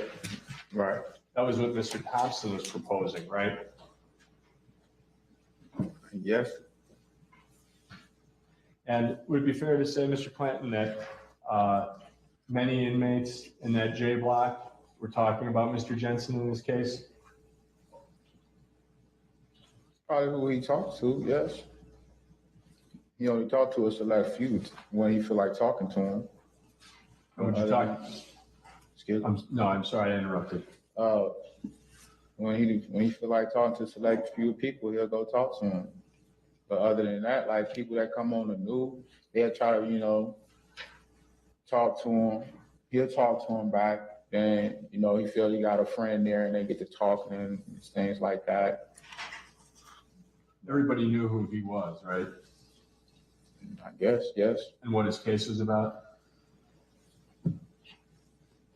I guess. People would talk about it when it would be on the news? I mean, watch the news. Not Wisconsin news, no way. We was always watching like Channel 9 news, Channel 7, anything that was Illinois related. the majority of everybody there was from Illinois. And weren't there newspapers in the jail? Yeah. That in the Kenosha News? Yes. And people would talk about Mr. Jensen's case being in the news? No, he wouldn't get the paper. He'll tear it out before we get the paper, whatever he had in there. Yeah, because he was the only one getting the paper. And He would show it to people, right? not the papers, not his newspaper. After he get through reading his paper, he'll let you read the paper. Okay. Then people would read it. Then people read it. All right. That's all. Thank you. Mr. Clinton, you said there were a select few people that Mr. Jensen would talk to in the cell block when you were there. Yes. Who are the select few? Mr. Bush. That's Bernard Bush? Yes, sir. So would you say that he spoke to Bernard Bush more or less often than he spoke with David Thompson while David Thompson was in the cell? Less. Which inmate, while you were locked up in the same block with Mr. Jensen, which inmate did Mr. Jensen talk more to than any other inmate in that cell block? Mr. Thompson. Which inmate did Mr. Jensen speak with second most often besides David Thompson? Mr. Bush. And which inmate did Mr. Jensen speak to which inmates, if any, did Mr. Jensen speak to besides David Thompson and Bernard Bush? Me. Now, aside from those three persons, David Thompson and Bernard Bush and yourself, did you ever see Mr. Jensen talk to any other inmate in the facility? No. That was it? That was it. Everybody that was there before. That block changed, like every couple of days. And the ones was there, we was the ones for Mr. Jensen, Bush, and myself. We was there the longest. And then new people started coming in. Did you ever see Mr. Jensen speaking to the new people about his case? Yes. So he did speak to other inmates. Yes, he did. Was there any other inmate that he spoke to on a regular basis besides the three names that you just mentioned? I don't know their last names though, but yeah, it was a couple more. Do you remember which cell number you were in while you were in that cell block? 1. Do you remember what cell block Mark Jensen was in when he was in that cell block? He was in cell block 2 at first when I first got there, and then they moved him to cell 6. You remember what cell David Thompson was in? 4. Do you remember what cell number Bernard Bush was in? 4.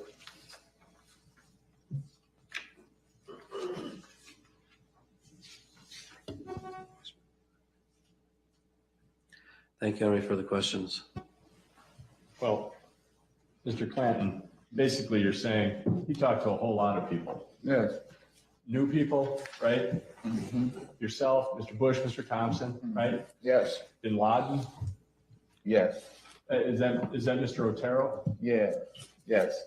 Do you recall Mr. Campbell, who was there when you first arrived? No. But you wouldn't recall everybody's name from the time you were there. Would that be fair to say? Pretty much. I mean, you're talking about new guys who come in or go. If somebody was there just the first week you were there, you may not remember that, right? Right. Yes. And I take it you didn't have a timer or anything to try to determine who Mark was talking to the most or what was going on, right? Timer. A timer. Timer. And you noticed this because the whole time he was talking to people, you were thinking, what a fool, right? Yeah, I was thinking worse than that though, but yes. You Yes. thought it very foolish to share what he had with people, right? Yes. All right. Thanks.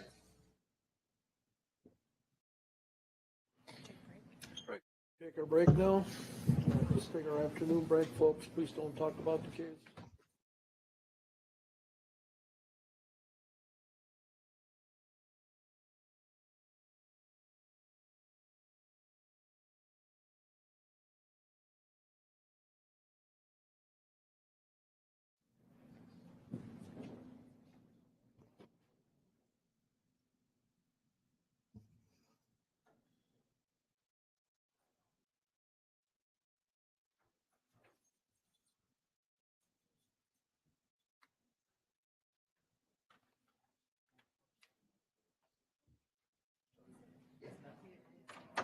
we were going to try to break up the videos and play one this morning and the other two short ones this afternoon, but obviously we weren't able to do that. So the other two are shorter, but they're this afternoon, and then that's all we have. until All right, tomorrow. we'll try to get them in. Okay.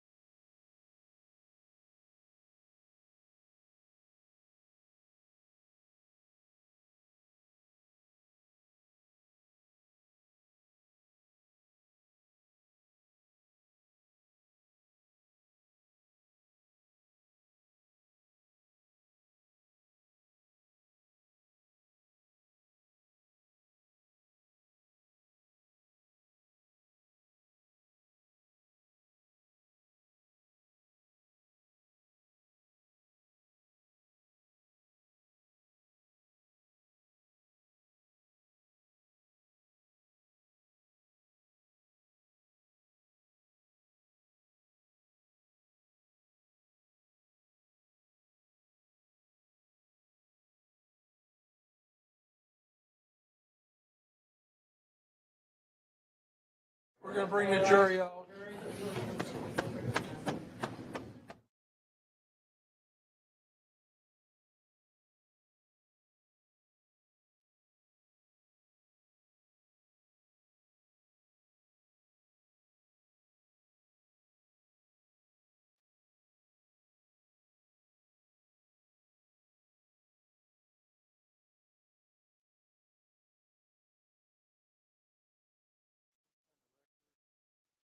Jensen, 2002 CF 314. The appearances are the same.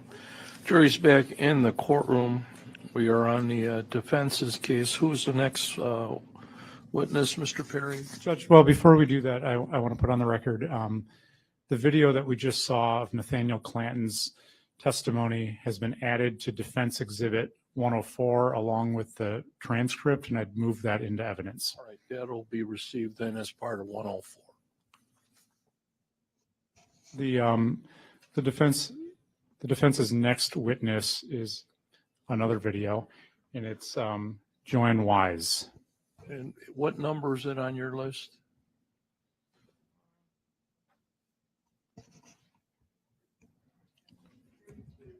$32. All right. And Judge, we have two videos, but they're both short. And by short, I say 15 minutes. What's your definition of short? I think they're about 15 minutes. That is a good definition. All right, let's do the first one. This one looks like it's 14:56. Thank you. State your name and spell your name for the court. Joan Wise. Wise is W-I-S-E. Ms. Wise, what do you do for a living? I'm retired now. Prior to retirement, what was your occupation? I work for Secure Insurance. I'm sorry, I didn't hear you there. I work for Secure Insurance. How long had you been with Secura Insurance? 5 years. It was at approximately, what, 2001 or 2002? 2002, November 2002 till November 2007. Yeah. So you just retired a couple months ago. Right. Do you know a man named Ed Klug? Yes. Did you ever work with Mr. Klug? Yes, I worked with Ed for 10 years from November of 1991 to May of 2001.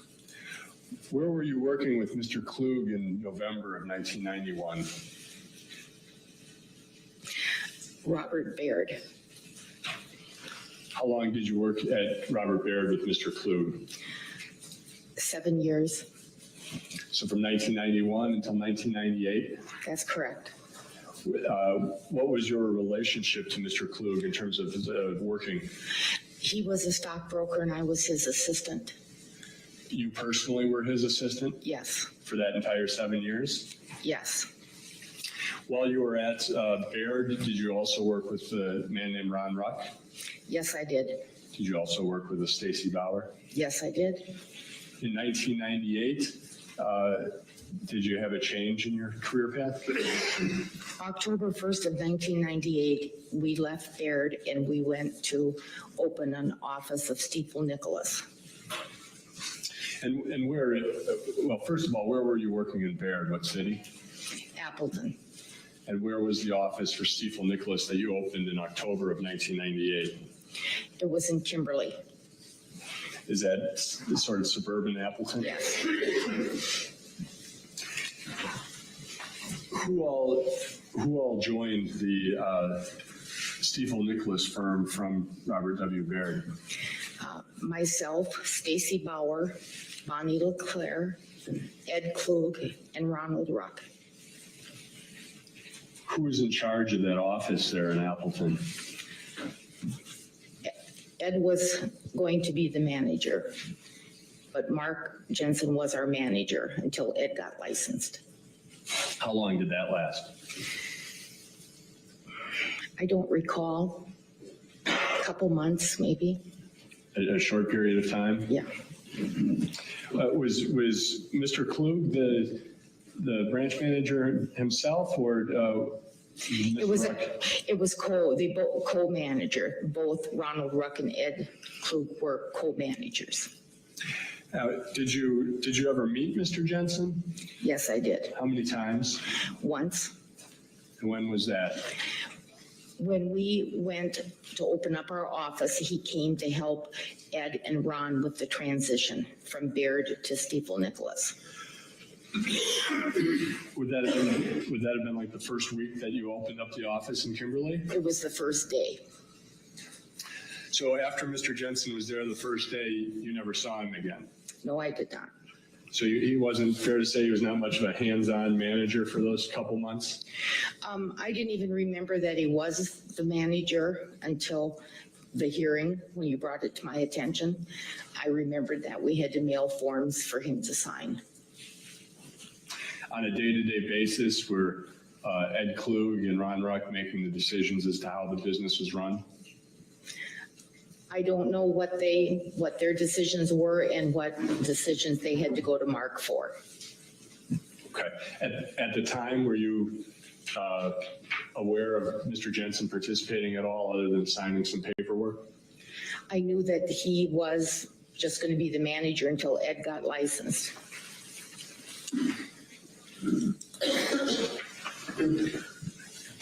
Now, while you were there employed at Steeple Nicholas, what was your work relationship with Mr. Klug then?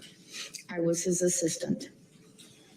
And did you remain his assistant from October 1998 until you left in 2001? May of 2001.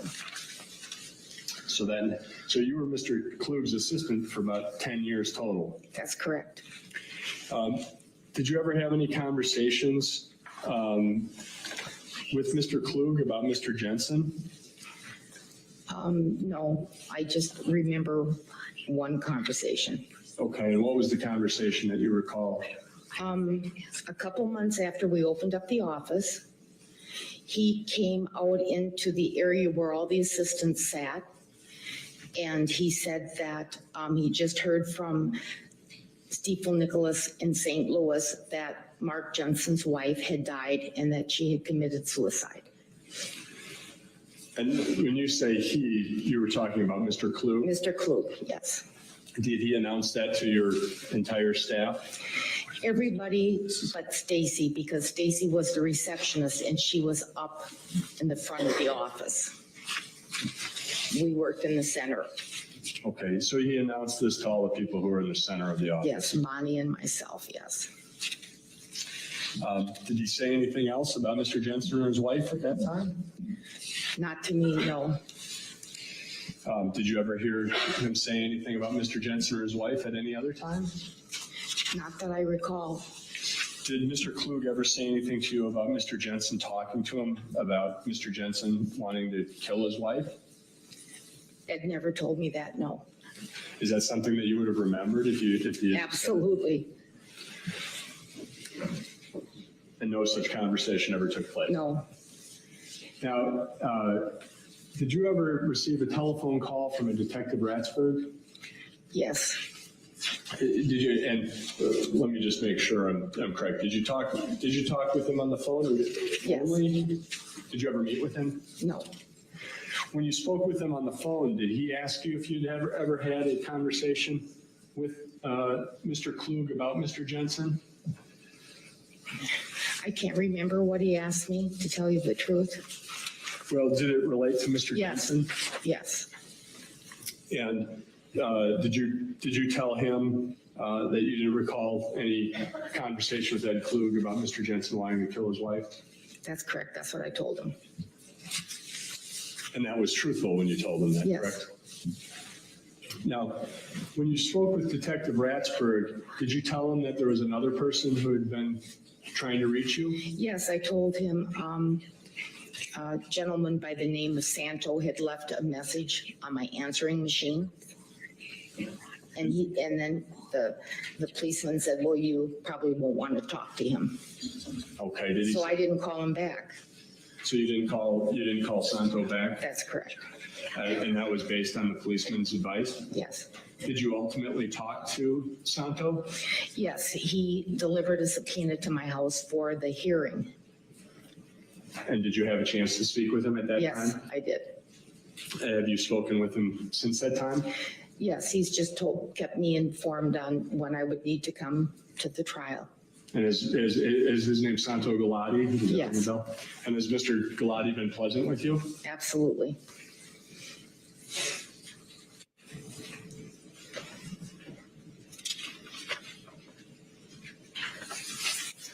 And you're saying the reason that you didn't call Mr. Galati back before he came with the subpoena was because of the advice of Detective Ratsberg? That's correct. Now, during those 10 years you worked as Mr. Klug's assistant, did you have a chance to get to know him pretty well? Yes. During that time, were you able to form an opinion as to Mr. Klug's character for honesty? Yes. And what was your opinion as to his character for honesty? He wasn't very truthful. And during those 10 years that you worked with him, were you aware of what his reputation within the office was as to his honesty? Yes, you couldn't believe a word he said. And would you characterize Mr. Klug as an attention seeker? Yes. Thank you, Ms. Wise. That's all I have. Ms. Wise, Mr. Klug, at one point during the course of the time that you worked there, required you to go to anger management counseling. Is that correct? That's correct. And then ultimately he fired you. That's correct. And did that make you feel angry or resentful toward him?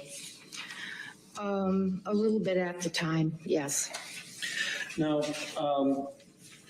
do you remember where you were located? Do you remember how you heard about the news that Mark Jensen had been arrested and charged with the murder of Julie Jensen? I think the first I heard of it was when the policeman called me. You don't recall Ron Ruck and Ed Klug discussing this in the office after Mark had been arrested in front of all the ladies that worked in the office? No, I don't recall that. Do you recall Ron Ruck ever telling Ed Klug in the presence of the clerical staff that was assembled there that if he knows anything about the death of Julie Jensen, he should come forward and tell the police about it? No, I don't remember. I don't recall ever hearing that. You say that you remember, however, Ed Klug coming out and announcing to you and to the other clerical staff that Julie Jensen was dead, that she'd committed suicide? Yes, he had just received a call from the home office in St. Louis of Steeple Nicholas. Do you remember Stacy Bauer's reaction to that news? Like I said, Stacy wasn't in the area I was. She sat up front. So after he announced it to us, he went up to the front of the office to talk to Stacy. And of course, I sat in the back by his office, so I don't know what he said to Stacy. Oh, well, you didn't say that here, so you said it some other way. I didn't know about that. Okay. So you and Stacy Bauer sat in different places. Absolutely. What about Bonnie LeClaire? Where did she sit? She sat right in front of me. So if Bonnie LeClaire, you and Bonnie LeClaire would have been told at one point, and then Stacy Bauer would have been told at a different point? Yes. Now, would that have been the case also when Ed Klug came back from the Stifle Nicholas blueprint in November of 1998? Would what have been? Would the seating arrangements have been the same? I'm sorry, would the seating arrangements have been the same when? Yes. So unless Stacy made a specific point to come back by you two, or you two had made a specific point to come up by Stacy, otherwise any conversation Ed Klug would be having with you, Stacy Bauer would ordinarily not hear it. That's correct.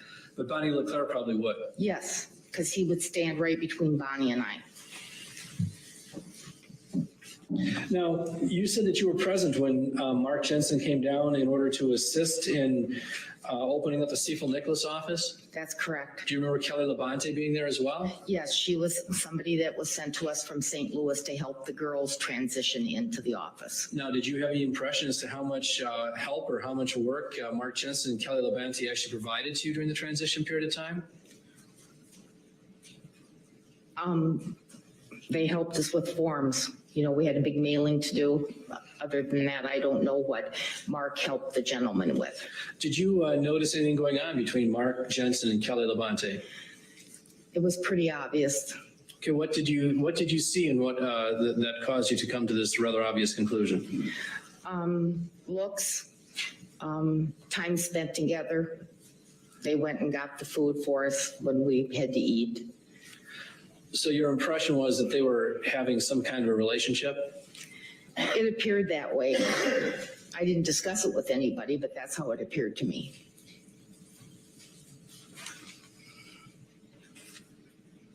Now, did Ron Ruck ever talk to you about the circumstances surrounding Julie Jensen's death?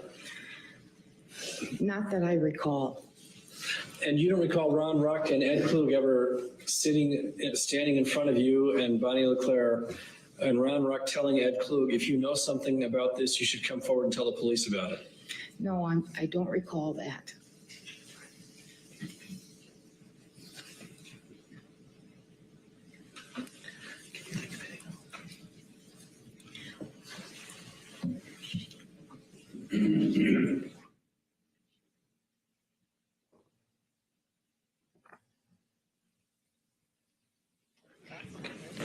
I don't have any further questions. Thank you, ma'am.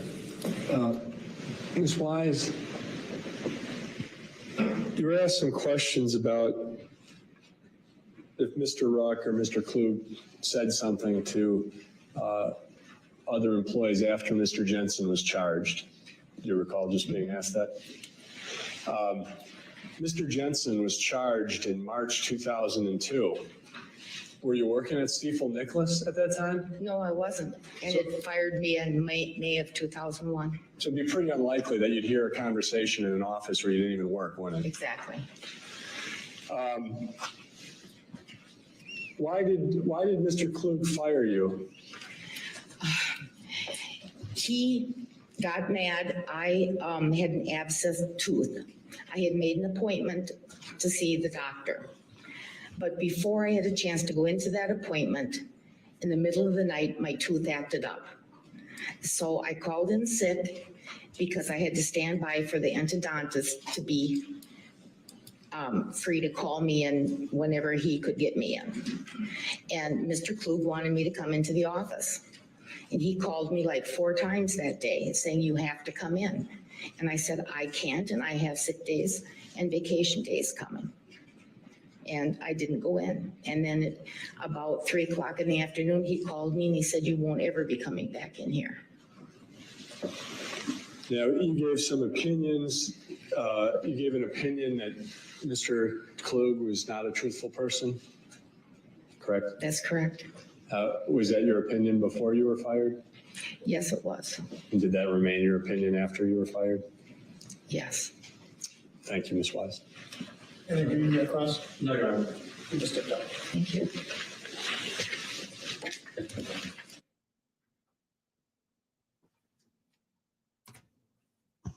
Anybody need to stand up in the jury for a moment or anything? No? Because I'm going to stand up.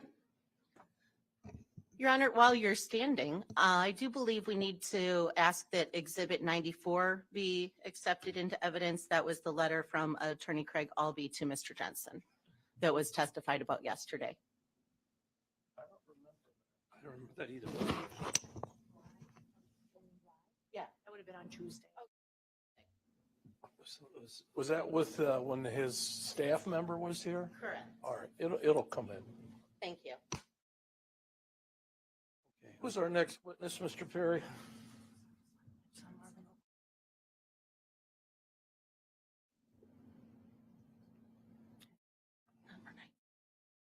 Number 19, Marvin Oakler. All right. Spell your last name for us. Okay. Marvin W. Eckler, O-E-C-H-L-E-R.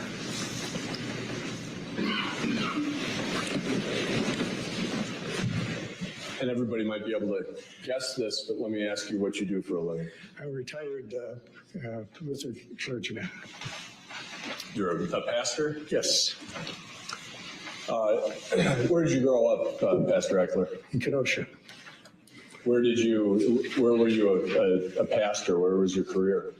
I graduated from Northwestern Theological Seminary in Minneapolis, and my first call in 1961 was to Two Rivers. 1966, I came to Kenosha, St. Paul's Lutheran Church. How long were Spent you? 29 and a half years in there. You were at St. Paul's Lutheran Church for 29 and a half years? Yes. What did you, and did you retire at that I point? retired in 1995. And I work part-time as a visitation pastor now in Wauwatosa Church. What else have you done since your retirement? Basically worked as an interim ministries in Kenosha and Wind Lake and Kenosha again. Different churches there. Do you know Mark Jensen? Yes, I do. Do you know Mark Jensen's family? Yes, I do. How do you know the Mark Jensen and his family? Well, Mark's father was on the call committee when I was called. And so I met Daniel Jensen at that time back in 1965. And then came to Kenosha, and the Jensens used to pick up my children to take them to Sunday school because we only had one car at the time. And so I got to know them quite well at that time. You said that Mr. Jensen, Dan Jensen, that's Mark's father? Yes. Was on the call committee? What's a call committee? Call committee is a group of men and women who will go to a church and listen to or interview the pastor of that church, which happened to be me at the time in Two Rivers, to see if they would want to call me to their church in Kenosha. And so it's a group of men who are women and women that are that will go to different places to interview prospective pastors for their congregation.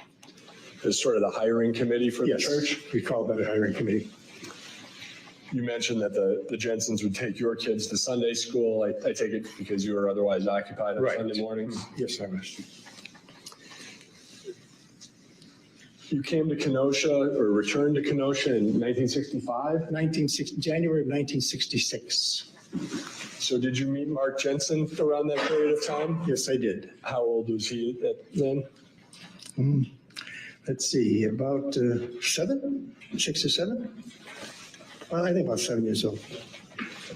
Does Mr. Jensen have a sister? Yes, he does. Who is that? Laura Coster? Did you know both Mark and Laura as they grew up then? Yes, I did. Did you know Julie Jensen? Yes, I did. When did you meet Julie Jensen?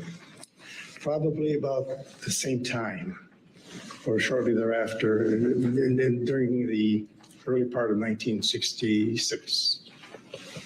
How is it, and I take it Julie Jensen also would have been a young girl at the time? Yes, she was. How is it that you came to know Julie Jensen? We were neighbors. We lived, our house was almost abutted on the back. Your backyards were against each other? Not her. She was a little bit west of our backyard, but it was an open field at the time. Was her name at the time Julie Griffin? Yes, it was. Did you know the Griffin family? Yes, I did. Because they were neighbors? Yes. And because we did things through PTA, we attended PTA meetings and things together. Were your children similar ages to the Griffin kids? Pretty much. If I'm like Julie, I think was 1 year older than my one daughter, and the boys were, the youngest boy I think is about the same age as my youngest son. So they were comparable ages, maybe a year or two off. But were you aware of any particular problems within the Griffin family? I was aware that they had lost a younger brother or an older brother before we got there. At some point, you realized that Mark Jensen and Julie Griffin were close. Yes. At some point, you learned that they were going to be married. Yes. Did they ask you to preside over that? Yes, they did. Do you recall when that was, Pastor Eckler?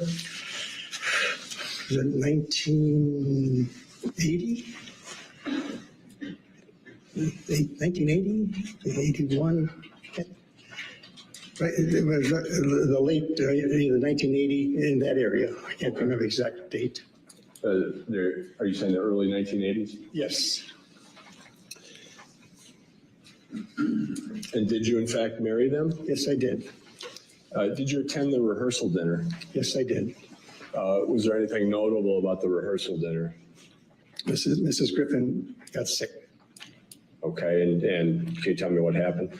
She sort of passed out or went into convulsions and was taken to the hospital. Was that the night before the wedding? Yes, it was. Were you aware of what that was caused by? It was from alcohol. Did Mrs. Griffin attend the wedding? No, she did not. Did you see her on the wedding day? Yes, I did. I went to the hospital to visit with her. And who else accompanied you? Just myself. Did you see Mark and Julie on occasion during the period of time they were married? Yes, I did. Did you ever have any occasion to counsel them during the period of their marriage? Yes, I did. And what brought on that counseling and when? It was in 1980, no. It was when, 1991, when she had when I was called by her. And what prompted Julie Jensen's call to you? There was problems in marriage. And was there anything in particular happening at that time? Not at that time. And how did you handle the counseling issue? Talked with both of them, and then I urged them to go to see a marriage counselor. Why did you refer them to a marriage counselor? Because I felt they should have further counseling and something that I could not provide for them. I knew my limitations, and I decided that they should go on. Were you aware of any affair at that time? Yes. And what did you know about that? That she had seen another man. Was that one of the issues that related to the counseling? Yes.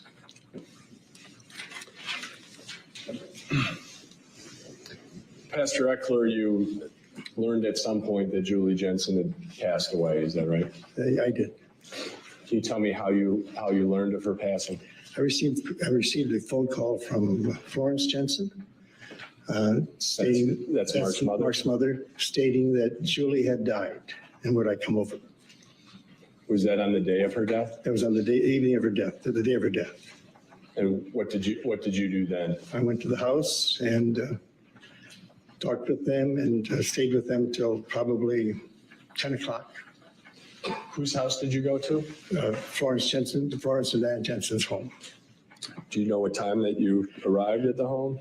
I would say I got there around 6 p.m. Who was at Florence and Dan Jensen's home that evening? Florence and Dan, Mark, Laura was there, her husband. And I think the children, if I remember right, the children were there too. Did you have a chance to observe Mark's demeanor that evening?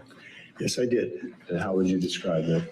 He was very upset, and I feel distraught and concerned as to what happened, concerned that he couldn't get home to be at his house, wondering why the district attorney was at the house.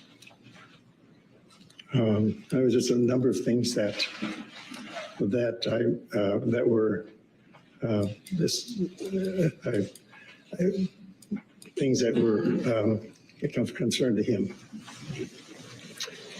Did you offer him counseling? We talked for a while, but not counseling that evening, no. Did you see him again during the course of the next several days? Yes, I did.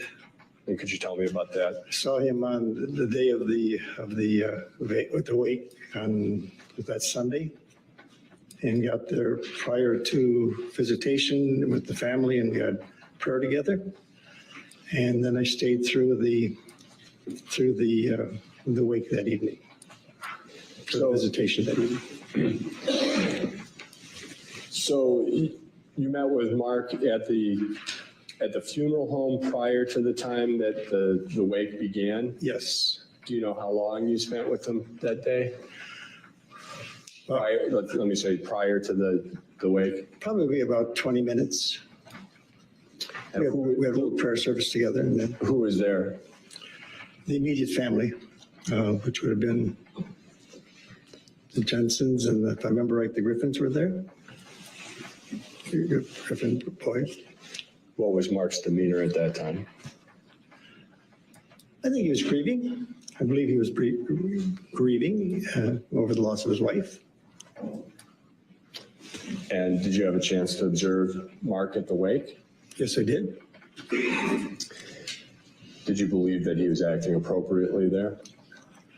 I would think he was acting appropriately. Everyone acts differently, but so what is appropriate at a wake? But I thought he was acting appropriately. At any time, did you see him act in a way that you thought was inconsistent with grieving? Not that I noticed. And was there any occasion in which you saw him that you recall in which he was laughing?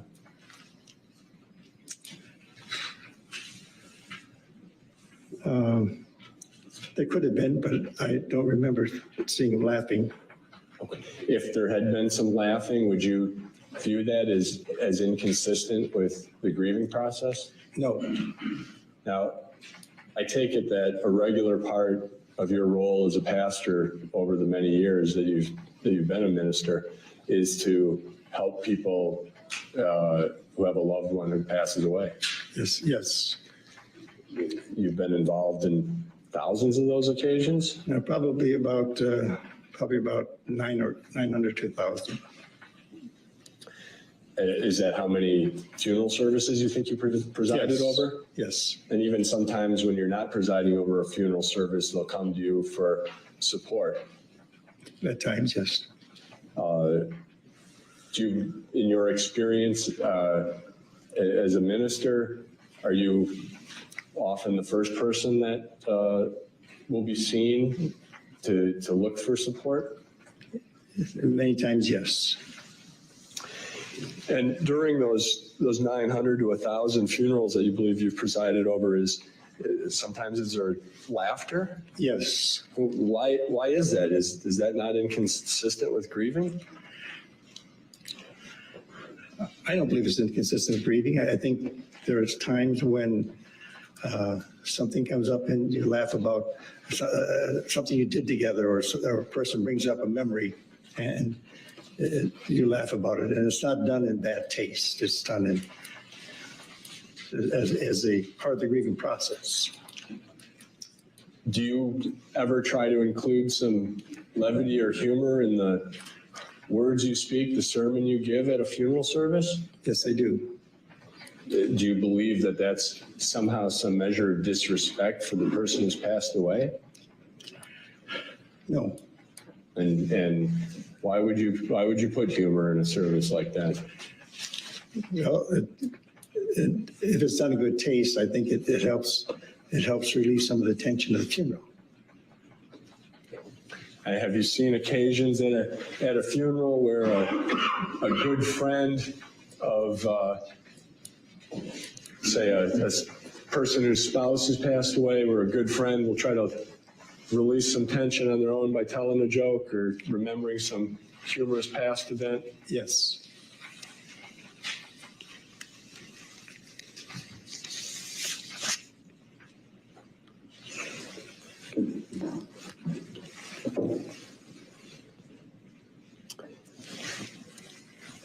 Based on your experience over the years with many grieving people, do you feel that there's a single way in which people grieve, Pastor Eckler? No, I don't.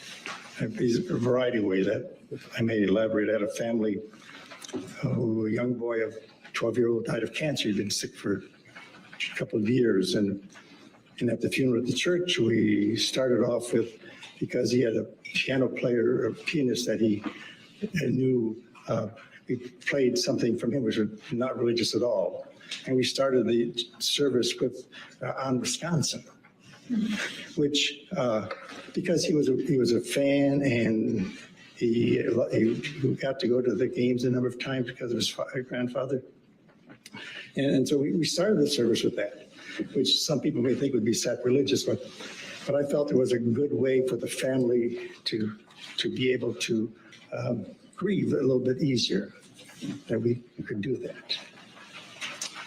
And at all times, your observations of Mark Jensen at his parents' house on the night of his wife's death and at the wake and service, you felt was appropriate? Yes. There was nothing that you recall that you thought in any way was any measure of disrespect for his wife, Julie? No. Thank you, Pastor Eckler. Mr. Chambers. And oftentimes, Pastor Eckler, when we're talking about a funeral or a wake, really you try to transform it into a celebration of the decedent's life, isn't that? Many times you do, yes. And did Mark Jensen talk to you about ways that maybe you could transform this wake or this funeral into a celebration of Julie's life?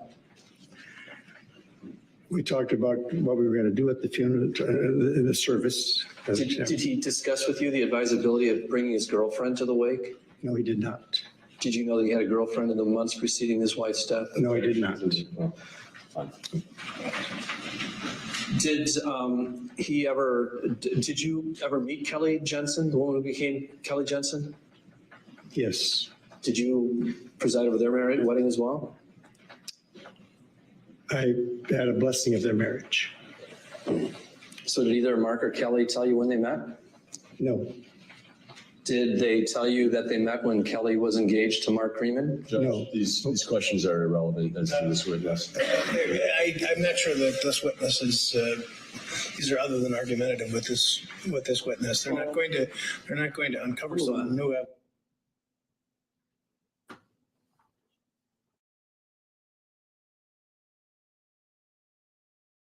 Go ahead. Hold on, Judge, thank you.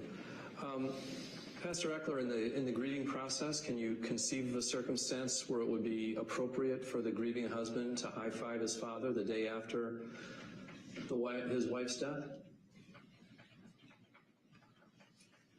We'd have to know the circumstances. Object. Continuing argumentative, not relevant as to this witness. Sustained. No further questions. Thank you, Reverend. Question? No. You may step on. Thank you.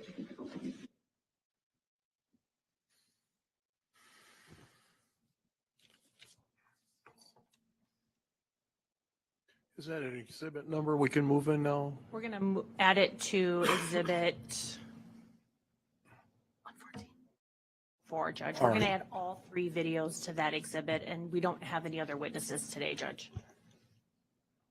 And that's our last video. Our last video. For the day? No, that's the last video at all. As of right now, all the rest of our witnesses are live. But they won't be here till tomorrow. All right, I take it then we don't have any more witnesses today, correct? That's correct, Judge. All right. 8:30, folks. Don't talk about the case. Have a good evening.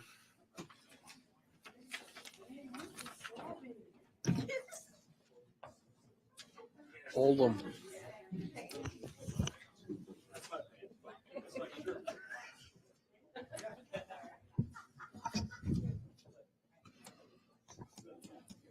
He's going to have to stay for a minute.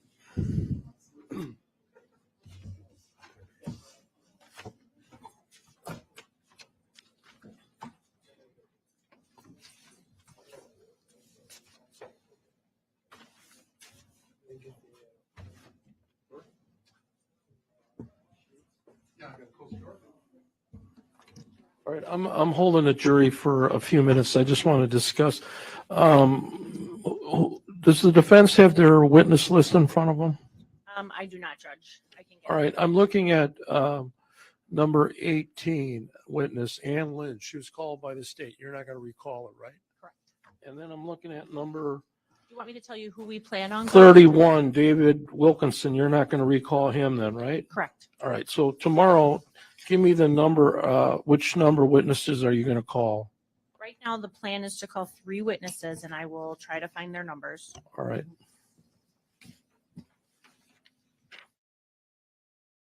long Lindsay Thomas will take. She's going to be the first witness, Judge. And what number is she? Number 28?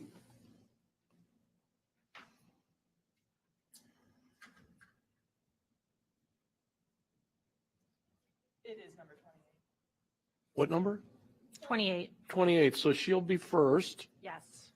And then we plan on calling Laura Coster, and she's number 16. 16.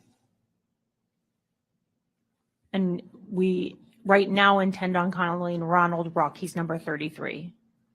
So the only expert tomorrow you're going to have is Dr. Lindsay Thomas, right? Correct. And we're going to start out with her. Yes. Okay. And then on Monday, just so the court knows, we have Pam Dreyer. Let me She's get number the 8. Monday. Okay. And then we have the expert, Dr. Sarah West. She's number 30. Okay. And then David Jensen is number 13. Okay. Unfortunately, they couldn't change their travel plan, so Monday's as soon as I can get them, Judge. Okay. So Judge, we're almost certainly going to have some rebuttals, so we're preparing to have that Monday afternoon if those witnesses are done, or Tuesday. All right. It's going to depend on how long. Depends how long the attorneys ask questions. Correct. And I'm not making any. I wouldn't answer that representations. question. I'm not making any representations. All right. Today, not anymore. I'm done making representations.